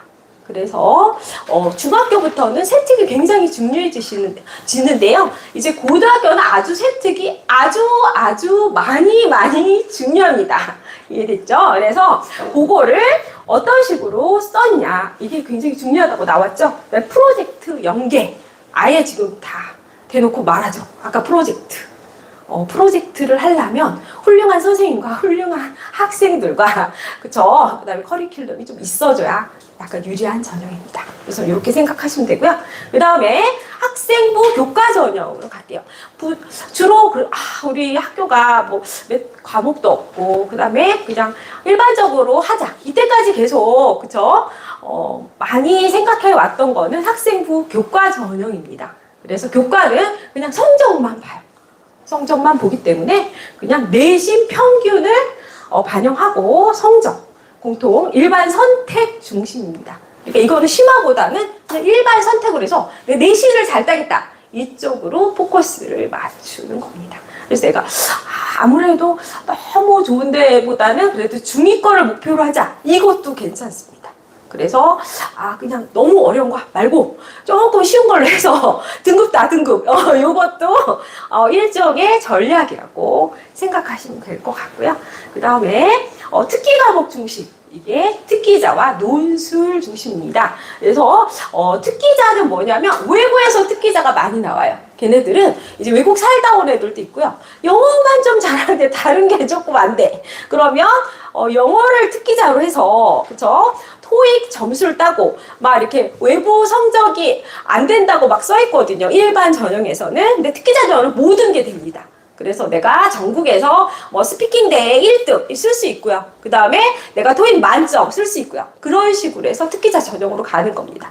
그래서 근데 이과는 그럼 어떤 특기자 전형으로 가냐? 얘가 수학학을 너무 잘해. 다른 거 조금 그래. 그럴 때 이제 논술로 특기자 전형을 또 가면 되는 겁니다. 그러니까 논술은 이제 수학, 과학 성적이 굉장히 어려운 문제가 나와요. 그걸 거의 다 맞는다거나 수학학은 너무 잘해. 이런 친구들이 특기자 생각해서 논술 전형으로 가기도 합니다. 그래서 애 특성에 따라서 우리가 전형도 조금씩 방향을 잡아가야 돼요. 그러니까 지금은 다 할 수 있을 것 같지만 이제 중학교 가고 이제 고등학교 가고 이런 약간 이제 색깔들이 나오거든요. 그거에 맞춰서 가장 우리 애가 유리한 전형이 뭔가 이거를 찾아서 엄마도 고민을 해줘야 되는 겁니다. 학원에 다 맡기고 그 다음에 애가 뭐 너 알아서 해 이게 아니라 그러기엔 너무 복잡해요. 그래서 어머니들도 애가 어떤지 지금 상황이 어떤지 그 다음에 뭘 잘하고 있는지 이렇게 같이 연구하고 우리가 노력해줘야 되는 전형으로 계속 또 바뀌고 있습니다. 그래서 이렇게 그 다음에 문과 논술인 경우는 로또 전형이라고 사실 말은 해요. 너무 글을 잘 써야 되고 그 다음에 또 그게 있거든요. 글도 잘 써야 되지만 거의 수능에 약간 최저가 있습니다. 그래서 그걸 맞추고 그리고 100대 1에서 1000대 1 그러니까 조금 로또라는 개념으로 조금 받으시면 되고요. 그래서 논술로 붙을 거야. 이거는 약간 문과는 약간 희소성에 도전한다. 진짜 운도 줘야 되고 영어 열심히 해야 되고 이런 게 조금 깔린 전형이라고 생각하시면 되고요. 이과는 생각보다 많습니다. 왜 그러냐면 수학과학, 그쵸? 수학과학 잘해. 근데 막 10문제씩 나와요. 다른 거 안 나오거든요. 그냥 수학과학 문제. 그래서 서술식으로 쫙 나옵니다. 그거를 잘하면 그냥 붙을 수 있어요. 다른 게 조금 낫더라도 물론 최저는 맞춰야 되지만 내가 국어랑 막 영어 못하는데 수학과학은 너무 잘해 이런 친구들은 거기서 최하 이렇게 2개 뭐 4등급 뭐 이 정도만 맞추면 되기 때문에 뭐 의대 갈 거 아니면 그 정도만 맞추면 됩니다. 그래서 이렇게 수학과학 잘하고 그래서 평균으로 깔아주고 이렇게 가는 것도 방법입니다. 그래서 이런 전형이 있다 우선 생각하시면 될 것 같고요. 그 다음에 볼게요. 진로 설계 흐름도. 그래서 어떻게 해야 되냐? 우리가 그쵸? 내가 무슨 과를 가야 돼? 이거를 그래서 중학교 때부터 좀 정해야 되는 겁니다. 이게 1번이 1번. 진로가 없는데 엄마 나 뭐 하고 싶은 게 없어. 애들 다 그러잖아요. 그걸 찾아주는 게 1번입니다. 거기서 스타트가 돼야지 그 다음에 2번이 나오는 거예요. 그래서 우리가 이거 그래서 그 다음에 과목을 선택하죠. 진로를 선택해야 어떤 과목이 유리할지 이렇게 약간 이제 조금씩 가닥이 하나씩 잡히는 거예요. 그 다음에 과목을 선택했으면 또 활동을 해야 됩니다. 왜? 이거는 또 동아리, 그쵸? 아니면 자율 동아리 뭐 하던지 어떤 프로젝트가 이제 점점 더 개발이 될 거예요. 아까도 말했잖아요. 프로젝트형 수업이 굉장히 이제 플러스 알파를 받는 식으로 되기 때문에 일반 고에서도 열심히 프로젝트를 만들 거예요. 그러면 하기 싫어 그래도 해. 이렇게 해서 많이 참여하게 해야 됩니다. 그래서 활동, 그런 게 활동이에요. 그 다음에 세트 기록. 과목 선생님이 중요하다고 말씀드렸죠. 그래서 여기서 세트 기록. 그 다음에 그 다음에 전형을 아까 매칭하는 거예요. 우리 애가 뭘 잘하는지, 어떤 게 제일 유리할지. 얘는 뭐 시험 안 들으려 그래. 그러면 이제 빨리 일반 전형으로 하든지. 그죠? 빨리 우리가 바꿔줘야 돼요. 계속해서 애가 안 하려고 그러는데 살살 꼬시는 것도 좀 한계가 있으니까 그걸 잘 보면서 하지만 이게 유리하다더라. 자꾸 던지면서. 그래서 이렇게 어릴 때부터 조금씩 하는 게 유리하지. 다 크고 나서 뭐 이렇게 해! 이러면 애들 듣지도 않고 그쵸? 애들 너무 버겁고 지금 성적 내는 것도 바빠 죽겠는데 엄마 뭔 소리야! 막 이러고 정시 갈 거야! 뭐 이러죠. 근데 그쵸, 정시가 지금 국영점제도 되고 조금 더 그쵸, 쉽지 않습니다. 거기는 또 재수생들이 너무 잘해가지고 걔네들이 다 차지해버리고 갈 정신이 대학이 없고 뭐 이렇게 또 되니까 우리가 수시로 생각하고 조금 더 힘들더라도 그게 아무래도 그쵸, 6번의 기회도 있고 정신 3번의 기회, 수시는 6번의 기회가 있어요. 그래서 만약 이게 떨어져도 이게 또 붙으면 또 가면 되고 이해됐죠? 그래서 우리가 노릴 수 있는 게 생각보다 수시가 많다. 이렇게 생각해서 하시면 됩니다. 그래서 애들이 그냥 정시로 갈 거야 이런 애들이 다 논술만 써요. 딱. 그러니까 이제 가장 희박한 확률 2개 도전하니까 또 쉽지 않다 이렇게 되거든요. 그래서 우리가 확률을 그래도 생각을 하셔야 됩니다. 그죠? 확률이 그럴 수도 있고 이럴 수도 있지 하지만 확률이라는 거는 그리고 가장 이때까지 그죠. 과거 역사로 이렇게 다 통해서 봤을 때, 계속했던 히스토리를 봤을 때, 그나마 제일, 가능한 확률이다. 이렇게 확률도 우리가 조금 생각을 하셔야 돼요. 그래서, 세트 기록, 그 다음에, 그래서 활동과 이제 세트 기록을 하셔야 되고, 그 다음에 전형, 아까 매칭을 하고, 대학 전공이랑 연결하는 겁니다. 그죠. 근데, 저도, 여기서 한번 다시 볼게요. 그 다음에 이제 균형 메시지.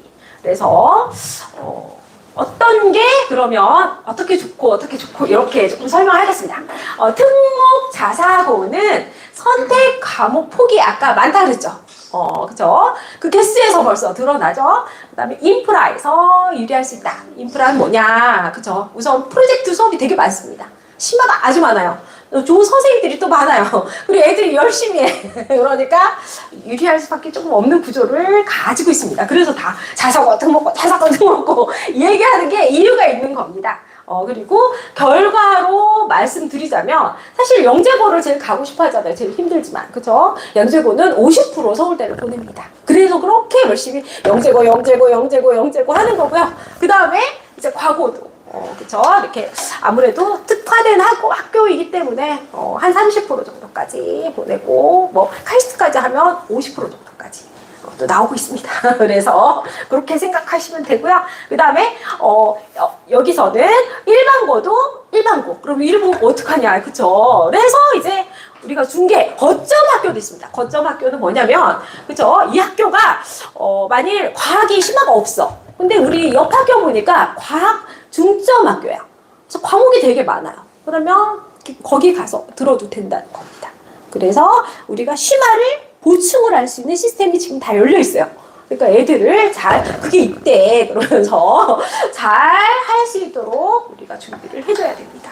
그 다음에 온라인 심화. 아까도 말씀드렸죠? 이제 온라인으로 과목을 들어도 학점 이수가 인정됩니다. 그래서 그것도 충분히 이제 경쟁 가능. 근데 이제 애들이 이제 실효성이 어느 정도 있냐는 지금 이제 시작이기 때문에 아직 정확하게 나오진 않았어요. 이제 지금 고1 학생이 처음으로 고교학점제가 시행이 되고 있고요. 그 다음에 우리 학생들은 다 고교학점제로 이제 대학을 가는 겁니다. 이렇게 생각하시면 돼요. 그래서 일반고도 다 열어놨다. 우리가 뭐 하려고 그러면 불리한 건 없다. 이렇게 생각하셔서 도전하셔도 됩니다. 그래서 애들이 꼭 일반고다 갈 거야 뭐 이러는데 가지마 뭐 이럴 수도 없잖아요. 그럴 때는 뭐 이렇게 해서 공동교육과정, 거점학교, 온라인 심화 이것도 있다. 이걸로 우리가 알고 있어야 너 왜 그 과목만 들어? 다른 과목도 들어야지. 근데 또 부담스럽지 않은 건 뭐냐면요. 아까도 말씀드렸죠. 예전에는 전부 다 등급이 매겨졌어요. 그것도 9등급까지 막 매겨졌는데 지금은 5등급으로 그쵸 완화도 됐고 어떤 거는 그쵸 절대평가 어떤 건 그냥 플러스 알파도 있다. 이거 뭐 등급 나오는 것도 아니야. 해. 뭐 이렇게 우리가 하셔도 되는 겁니다. 그래서 그거를 잘 지금 계속 만들어지고 있기 때문에 우리가 그렇게 생각을 하시면 될 것 같고요. 그래도 우리가 유형을 알아야 된다. 그래서 핵심은 학교 이론이 아니라 그래서 진로 일관성. 그래서 또 진로 나오죠. 진로를 일관적으로 너네가 이 학생이 뭔가 내가 그쵸 만약에 철학과를 갈라 그래. 근데 뭐 그쵸 계속 막 수학 뭐 이런 것만 하다가 철학과 가겠다 이거 아니죠. 그러니까 계속 뭐 철학책 그 다음에 뭐 사회과학책 뭐 이런 걸 계속해서 연관된 걸 어느 정도 했느냐 이게 중요한 거지. 그쵸 공대 갔다 그래놓고 계속 이제 이렇게 의학 공부한 티가 너무 나는 거야. 이제 생명 계속 생명 막 이쪽만 막 하다가 갑자기 공대. 그쵸? 그러면 진로 연계가 없는 거예요. 그래서 연계를 확실하게 잡아줘야 됩니다. 그래서 진로 일관성, 세트 품질, 세트. 품질이 좋으려면 어떻게 될까요? 팁을 알려드릴게요. 첫 번째, 세특이 잘 나오려고 그러면 독서를 만들어야 됩니다. 그죠? 독서만큼 확실한 게 없어요. 선생님도 많이 써주고 싶으세요. 근데 쓸 게 없어요. 내가 별로 한 게 없어. 근데 책이라도 읽었다. 그럼 선생님이 신났다고 열심히 써주십니다. 아시겠죠? 그래서 책을 많이 넣을수록. 그래서, 근데 고등학교 때 읽을 책이 시간이 없잖아요. 그래서 중학교 때 읽고 가져가야 됩니다. 그래서 우리가 학종을, 그쵸? 대비하려고 그러면 거의 고등학교 1학년 때 20권, 2학년 때 20권 정도 넣습니다. 그래서 물론 그거는 독서는 기록은 되지만 거기 이제 생기부에서는 볼 수가 없어요, 교수가. 근데 어디서 본다? 세특에서 본다. 알겠죠? 그래서 절대로 놓치시면 안 됩니다. 독서 빠졌잖아, 안 넣을 거야, 이래도 넣어야 된다, 이렇게. 그래서 중학교 때 읽히셔야 됩니다. 아시겠죠? 그래서 이렇게 생각하시면 되고요. 그래서 진로 일관성, 세특 품질, 그 다음에 이제 동아리 연계도 여기서도 또 세특이 또 좌우가 돼요. 알겠죠? 그래서 어떤 얘가 프로젝트를 했다 이런 것도 다 이쪽에도 해주고, 그 다음에 진로 연계성도 이렇게 쓰는 데가 있거든요. 그래서 약간은 좀 다르게 선생님이 또 해주십니다. 그러니까 활동을 많이 하면 할수록 그냥 이 과목만 들었다 해서 세특이 잘 나올 수가 없습니다. 그래서 동아리도 잘 연계시키고, 아까 프로젝트 나왔죠? 그것도 잘 연계를 시키고, 그 다음에 책도 읽고 이러면 퍼펙트한 세특이 나옵니다. 그래서 우리가 그 다음에 그리고 어떤 애들은 막 선행을 많이 해서 이렇게 학교에서 뭐 계속 좋은 친구가 있어요. 절대로 안 된다는 거, 그쵸? 선생님한테 우선 선생님이 얘 너무 괜찮다. 근데 공부는 잘하는데 맨날 자. 기분 나쁘시겠죠? 우리 이런 거 우리가 애들한테 꼭 팁을 줬어야 됩니다. 그래서 무조건 쉬는 시간에 자라. 그리고 공부 시간에 정말 선생님을 뚫어지듯 바라봐라. 이게 기본 팁입니다. 그래서 우리가 세특을 잘하려면 인사도 잘하고 다른 거 할 필요 없습니다. 인사 잘하고 공부 시간에 뚫어지게 막 이렇게 선생님을 잡아먹을 듯이 대답 잘하고 이러면 최고입니다. 그래서 애들한테 그거를 계속 얘기하셔야 돼요. 세특은 다른 비결이 없습니다. 이렇게 생각하시면 되고요. 그러니까 부모님의 역할. 그래서 아이가 뭐가 흥미 있는지를 알아야 됩니다. 그렇죠? 그래도 모든 아이들은 각각의 특기가 있어요. 우리 애는 뭐 다 못하는 것 같아. 그래도요, 잘 관찰해 보세요. 분명히 잘하는 게 있고 좋아하는 게 있어요. 좋아하는 거는 우선 시간 가는지 모르고 애들이 확 해요. 그쵸? 책을 읽더라도 Y 어릴 때부터 Y 이런 거는 잘 읽는데 소설은 재미없어 이런 벌써 이과입니다. 그리고 어떤 애들은 스토리만 좋아해. Y 갖다 주면 Y 던져 이러면 벌써 문과예요. 이거를 그냥 난 이과를 보내겠다 이러면 엄마의 그쵸 힘든 삶이 시작됩니다. 애들이 생긴 대로 그쵸? 자기가 좋아하는 거를. 근데 그런 식으로 만들 수는 있어요. 어릴 때, 아주 어릴 때, 그쵸? 막 4~5살 때, 그때 열심히 와이 읽어주고 스토리 읽어주고 엄마가 이렇게 균형을 잡아주면 조금 더 이렇게 조금 더 그렇게 할 수 있겠죠. 근데 이제 그래도 제가 보니까 한 중학교 2학년 때는 벌써 색깔이 딱 나와요. 얘가 저는요 문과인 것 같은데 엄마가 자꾸 이과 가래요. 너무 많아요. 근데 그게 불리한 게 뭐냐, 그쵸? 이과는요. 수학과학이 너무 재밌어 죽는 애들이 있습니다. 걔네들을 당할 수가 없어요. 그래서 성적에서 피를 봅니다. 내가 열심히 해도 안 돼요. 안 쉬워. 아까 말했죠? 생긴 대로 살아라. 그래서 진로를 우리가 생각해줘야 됩니다. 애들도 인격체잖아요. 그쵸? 내가 하기 싫은 거 하라 그러면 뭐가 좋겠어요? 우리도 하기 싫은 거 막 5시간 해라 이러면 어떡해요? 애들도 힘들어요. 그러니까 그냥 자기가 원하는 거 마음껏 해라. 이렇게 가닥을 잡아주시는 게 유리합니다. 그래서 자꾸 관심을 가지시고요. 얘가 뭘 잘할까? 글을 좀 잘 쓰네? 얘가 이렇게 다른 건 별로 재미없다가 갑자기 과하게 눈이 반짝반짝하고 실험 좋아하고 이러네? 이과 중에서 어떻게 할까? 이렇게 자꾸 관찰을 하셔야 돼요. 관찰을 하셔서 경험의 기회를 제공하시는 겁니다. 그래서 자꾸 이 경험계 중에서 사실 초등학교는 그쵸 막 얘가 과학을 좋아해 그럼 뭐 실험반 뭐 이런 거 보낼 수도 있지만 중학교는 벌써 수학과학 들어가고 그쵸 영어 들어가고 막 그거 눈수 보내야 되나 막 이러기 때문에 벌써 시간이 없어요. 그러면 다양한 경험계 뭘로 할 수 있을까요? 여기서 책밖에 없습니다. 그래서 또 책이 또 중요하다고 또 나오죠. 이렇게 생각하시면 되고요. 그 다음에 과목 선택이 그래서 진로와 연결되도록 자꾸 좀 질문도 해주셔야 돼요. 왜 이 과목 왜 들으려고 그러는데? 이렇게 있죠. 그렇게 그 다음에 활동, 탐구를 생활과 연결해서 이야기 나누기. 그 다음에 과정을 기록하는 게 굉장히 좋습니다. 그러다 보면 내가 계속 하다 보면 그게 어느 순간에 이렇게 가닥이 잡힌다는 게 뭐냐면 저도 이렇게 제가 CDP 선생님이기 때문에 책을 되게 많이 읽혀요. 그러면 애들이 문과인데 뭔지 모르겠다. 근데 이제 책을 읽잖아요. 그럼 한 20권 정도 읽으면 애들이 저는 경제 경영이 제일 맞는 것 같아요. 애들이 잡아와요. 왜냐면 그걸 읽으면 재밌거든. 근데 다른 게 재미없거든. 근데 저는 역사 쪽으로 가야 될 것 같아요. 이게 제일 재밌어요. 그럼 그쪽입니다. 이해됐죠? 그래서 백날 너는 뭐 해라 이렇게 떠들어봐야 애들이 책을 읽고 그럼 재밌으면 그쪽이고 재미없으면 그쪽이 아니라고 약간 생각을 해주시면 돼요. 그래서 너무 어렵게 생각할 게 없습니다. 그래서 너무 그쵸 잘하는 게 많으면 얘가 뭘 해줘야 될까 이렇게 고민이 많으시겠는데 그런 애들은 그렇게 많지는 않더라고요. 그래서 현실적으로 애들이 잘하고 좋아하고 그쵸 즐겁게 할 수 있는 거 이렇게 해주시면 됩니다.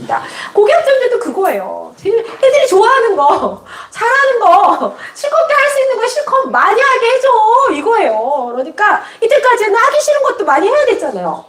그러니까 이제 하고 싶은 거 위주로 하면 대학에서 붙여줄게 이거예요. 그러니까 취지는 나쁘지 않아요. 근데 우리 애가 얼마나 준비를 했고 얼마나 열심히 했을까 요거는 이제 애들 책임으로 가고 엄마가 어떻게 유도를 해줬는지 이것도 이제 엄마가 이렇게 약간의 책임감을 느끼는 거겠죠. 그래서 이제 마무리하겠습니다. 그래서 고교학점제는 선택과 기록의 시대. 그렇죠? 그래서 어떤 선택을 했는지가 너무너무 중요해요. 그래서 막 많이 고민을 하는 것보다 빨리 진로 선택을 잡아야 되는 게 핵심입니다. 그래서 얘가 의대를 보내야 돼, 공대를 보내야 돼. 그러면 너무 이게 선택 과목이 많이 달라져요. 1학년까지는 괜찮지만 2, 3학년 때 완전 다릅니다. 그래서 이렇게 빨리 잡아줘야 돼요. 그래서 아무리 늦어도 그쵸? 고등학교 들어가기 전까지 진로가 잡혀 있어야 돼요. 그래서 그걸 어떻게 하냐? 그렇죠. 독서와 그래서 여러 가지 얘가 한 이렇게 성적 그리고 이렇게 계속 시험을 보잖아요. 중 1, 2, 3을 보면요. 애들이 그 생각을 해요. 나는 수학은 조금만 해도 성적이 나오는데 역사 이거 너무 안 되는데 이런 친구 있어요. 근데 국어는 어찌됐건 문과니까 다 해야 돼요. 이건 어쩔 수 없어요. 국어는. 근데 또 책을 많이 읽히면 애들이 이해력이 조금 나니까 나중에 많은 도움이 됩니다. 그래서 그건 뭐 어쩔 수 없지만 내가 한만 해도 엄마 나는 사회는 안 외워져요 이러면 이과예요 그냥. 그래서 네 그래도 이런 식으로 한번 해보자 이런 식으로 내가 이제 가닥을 잡아주면 됩니다. 그래서 어찌됐건 꼭 고등학교 전까지는 진로를 결정하자. 이게 결정해야만 내가 대학을 갈 수 있는 구조로 완전 바뀌었다. 이렇게 생각하시면 되고요. 그래서 우리 아이의 스토리를 만드는 과목을 선택해야 됩니다. 대학도 스토리 너무 좋아해요. 그렇죠? 나만의 유니크한 스토리를 만드는 거를 좋아합니다. 얼마나 지루하겠어요. 계속 이제 면접을 보는데 얘도 똑같고 쟤도 똑같고 얘도 똑같고 재미없어. 이러다가 얘는 괜찮네. 그쵸? 그냥 뽑히는 거예요. 어쩔 수 없어요. 사람인지라 너무 똑같이 스펙을 만들어가면 흥미가 조금 그렇죠. 기업체도 똑같아요. 기업체도 얘도 똑같고 쟤도 똑같고 쟤도 똑같고 누가 그 소리를 하더라고요. 면접을 갔대요. 그래서 10명이 면접을 봤는데 단점을 얘기하라고 했어요. 근데 단점을 9명이 뭐라고 해야 되는지 저는 너무 완벽해가지고요. 그래서 가끔씩 그쵸 약간 인간미가 떨어지는 거야. 그러다가 이제 나중에는 공감에 대해서 생각하고 이걸 9명이 얘기했다는 거예요. 그러니까 다른 말을 하나 하니까 다 그래요? 그래서 그랬다는 거예요. 무슨 소리인지 알겠죠? 그래서 너무 좋은 답이라도 모든 사람이 남발하는 건 좋은 게 아니에요. 그래서 나만의 스토리 뭘 할 수 있을까? 요거를 조금 연구하고 무슨 과목이냐? 어머님께서도 이렇게 조금 연구를 해주시는 과정이 필요할 것 같습니다. 그래서 학교, 가정이 함께 설계하는 진로 로드맵이다. 이렇게 생각하시면 되고요. 그러면 이제 마지막으로 CDP랑 어떻게 연관이 되는지 한번 살펴보겠습니다. 네. 네. 그러면 CDP는요, 뭐 하는 거냐면 진로 찾기입니다. 그래서 아까 말씀드렸죠. 진로를 찾아야 된다.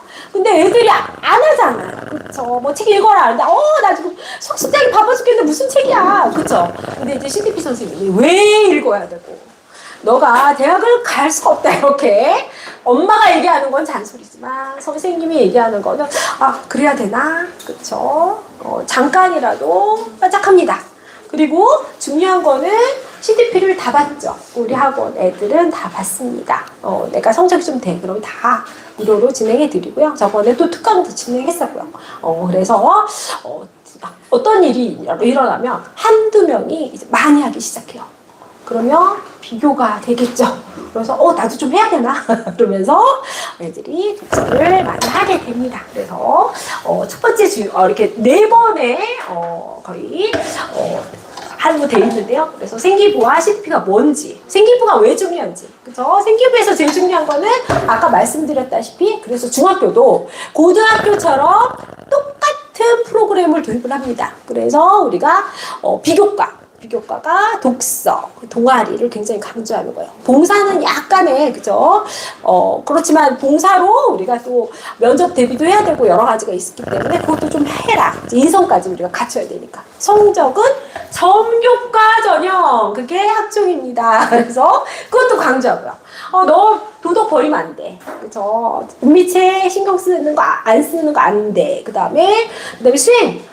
남자애들 경우는 성적만 열심히 받아오고 수행 대충 받아가지고 그래서 망쳐오는 경우 많거든요. 막 B로 받아오고 막 이런 그거 안 된다고 가르칩니다. 그래서 너가 해야지 된다 이렇게 가르치고요. 그래서 왜 그러냐면 고등학교는 3배 많아지고 2배 어려워져요. 책 자체가. 그래서 그걸 하기 위해서 너네가 이걸 버리기 시작하면 그냥 학종은 끝났다 이렇게 얘기를 해줍니다. 그래서 학종 중심으로 너가 대학을 가는 게 유리하다 이렇게 얘기해주면서 를 해주고요. 그 다음에 과목별 세특화 행특에 대한 탐색. 그쵸? 애들이 모르거든요. 1학년은 그냥 대충 시험도 없으니까 그냥 놀아도 돼 이렇게 생각하는데 다 너가 평가 받는 거야 이렇게 또 얘기를 해줍니다.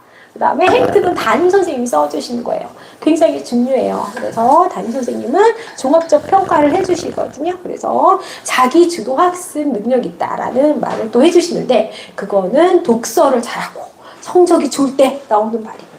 그쵸? 우리가 자기주도 학습 혼자서 알아서 그걸 선생님이 24시간 같이 있지도 않는데 어떻게 평가해요? 그쵸? 기준이 독서 플러스 전부가 성적입니다. 그래서 그것도 애들한테 다 얘기해줘요. 그래서 이렇게 평가를 너가 받고 있어. 그러니까 놓치지 마라. 이렇게 얘기를 해주거든요. 그 다음에 2차가 독서활동의 중요성 강조하고요. 아까 말씀드렸죠. 고등학교 때 할 시간이 없다. 그래서 고등학교 가져갈 책을 40권을 읽힙니다. 그래서 그 중에 10권이 영어예요. 그래서 영어로 읽고 영어로 쓰게 하고요. 그리고 선생님들도 도와주시고요. 저희가 계속해서 어떤 책이 좋다 이렇게 계속 보내드립니다. 그래서 그렇게 읽게 강조하고요. 그래서 아까 중학교와 고등학교 교육의 비교, 그쵸?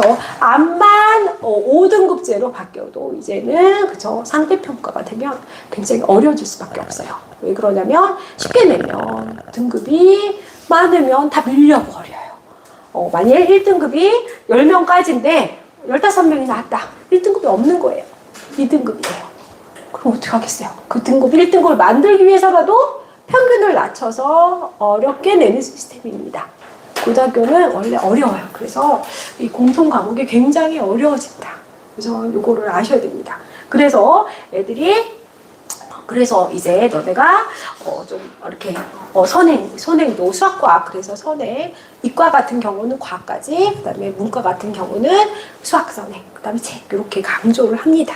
그다음에 세 번째, 그래서 자기 주도 학습이 3주차, 이렇게 세 번째는 뭐냐면 세 번째 만났을 때는 자기 주도 학습. 너가 플래너랑 복습에 대한 탐색을 시작합니다. 왜 그러냐면 이제 선행을 하면 애들이 멘붕이 와요. 뭐가 오냐? 실참에 공통수학 1 했어요. 그다음에 이제 2 하는데 1이 까먹어요. 그다음에 이제 대수예요. 대수하면 1, 2가 가물가물. 그다음에 이제 미적을 해요. 미적을 하면 또 대수가 어땠더라? 그쵸? 하긴 하되 계속 불안해요. 그걸 어떤 식으로 이렇게 우리가 커버하고, 그쵸? 알던 거를 계속 가지고 갈 수 있을지 방법을 제시합니다. 그래서 복습밖에 없다. 복습의 주기성, 그 다음에 장기 기억화시키는 방법, 그 다음에 플래너 쓰는 법을 가르칩니다. 플래너는 고등학교는 그냥 기본이에요. 중학교까지는 선택이 될 수 있겠지만 플래너를 써야만 수행평가도 많고, 그죠? 과목도 많고, 동아리 활동도 해야 되고, 여러 가지 프로젝트 수업도 해야 되고, 애들이 시간이 없어요. 그래서 중학교보다 거의 고등학교는 3배로 바쁘다고 생각하시면 됩니다. 그래서 플래너를 못 쓰면 모든 걸 놓쳐요. 놓치기 시작하면 이제, 그죠? 나는 열심히 했는데 뭔가 성과물이 안 나와요. 그래서 플래너를 쓰는 방법을 알아야 됩니다. 그래서 그것도 가르쳐요. 그래서 이렇게 해주고요. 그 다음에 네 번째, 자율 동아리에 대한 탐색에 대해서도. 동아리도 있지만, 그죠. 그게 좀, 우리 학교는 별로 건질만한 동아리가 없는데요. 뭐 이런 친구가 많아요. 그래서 어찌됐건 등록 자사를 가거나, 아니면 내가 가고 싶은 친구들, 아니면 내가 좀 자율 동아리로 좀 더, 그죠. 뭘 하고 싶은 친구들은, 하는데 어떤 식으로 할지 몰라요. 그래서 그것도 제가 다 알려줍니다. 알고, 이거는 뭐랑 연계되냐? 나중에 수행평가랑 연계가 많이 됩니다. 이제, 특히 특목자사고는 50% 수행학교예요. 그래서 수행평가 또 준비가 된 애들이 또 유리한 전형입니다. 그래서, 사실 특목자사에 약간 맞춰져 있긴 해요. CDP가. 그래서 또 갈래들이 많으니까. 왜? 또 요거, 그죠. 이렇게, 왜 저렇게 우리 학원은 저렇게 특목고를 많이 보냈다 이렇게 선전을 하고, 그쵸, 막 셔틀도 막 이렇게 우리는 막 돌기도 하거든요. 이렇게 해서 맨날 애들이 그걸 봐요.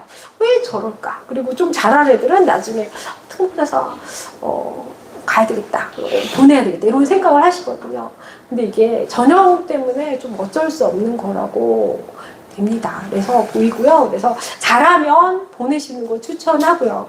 그래서 특히 문과는 이과랑 수학 같은 경우 같이 등급이 나와버려요. 그러니까 만약에 일반고다. 근데 이제 이과랑 문과가 있을 거 아니에요. 근데 문과만 따로 예전에는 등급을 내줬어요. 그런 때도 있었습니다. 몇 년 전에. 근데 지금은 이과랑 문과랑 같이 등급을 내요. 근데 아까 말했죠? 수학이 너무 재밌어요. 수학이 제일 좋아요. 이런 애들이 꽤 있어요. 그럼 걔네들을, 그쵸? 뿐만 아니라 이과 특성을 알려드리면 거의 엉덩이가 무겁습니다.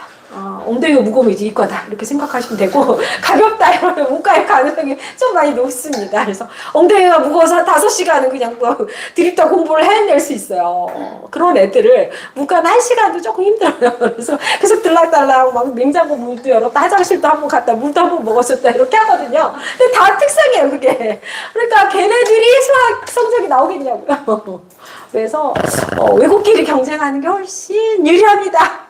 그래서 문과는 웬만하면 외고를 약간 누리세요. 그게 나중에 좀 유리합니다. 이과는 조금 이렇게 애를 잘해서 또 선생님도 좀 잘 시키고 애를 갖다 단단하게 만들어서 책도 읽히고, 그 다음에 그쵸, 정교과 좀 잘해서 특목고 보내는 게 사실 유리할 수밖에 없는 구조고, 저도 얘기를 해요. 이렇게 보면 고교점제 되고 특목이 한 2배는 유리해졌습니다. 또 자사고가. 왜 그러냐면 예전에도 막 심한 과목 있으면 예전에 자사에서 막 1, 2등급을 빼줬거든요. 그러니까 만약 일반 과목에서 만약 그냥 일반 수학에서 내가 2등급을 받았다. 9등급일 때 얘기입니다. 그래서 2등급을 받았다. 근데 내가 심화해서 4등급을 받을 수 있잖아요. 근데 심한 애들이 몇 명 안 되고, 그죠?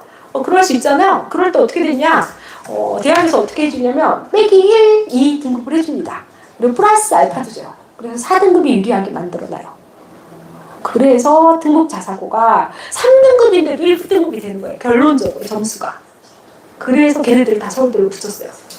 그런 일이 있었거든요. 근데 지금 심화가 유리하다 이 소리는 또 마이너스 시켜주겠다는 겁니다. 그럼 일반 마이너스 시켜주고 이제는 등급도 별로 없잖아요. 그러면 유리해요. 어쩔 수 없어요. 그래서 우리가 현실을 알고 그래도 애들을 최선을 다해서 엄마가 노력하면 얼마든지 그쵸. 그냥 가만히 있는 것도 애들이 가만히 있으면 누가 공부하려고 그래요. 누가 막 심화하려고 그래요. 누가 그쵸. 막 이렇게 굳이 우리 학교에도 없는 막 온라인 수업하려고 그래요. 그걸 잘 선택해서 엄마들이 듣게 해야 됩니다. 그러니까 내 애에 맞춰서 거기서 가장 최선의 선택이 뭔가 이걸 항상 고민하고 이렇게 해주셨으면 좋겠습니다. 그래서 CDP를 제가 하면서 애들 많이 도와드리겠습니다. 그래서 진로 잡게 하고 독서하게 하고 이것만 해도 성공이거든요. 그래서 마치겠습니다. 감사합니다.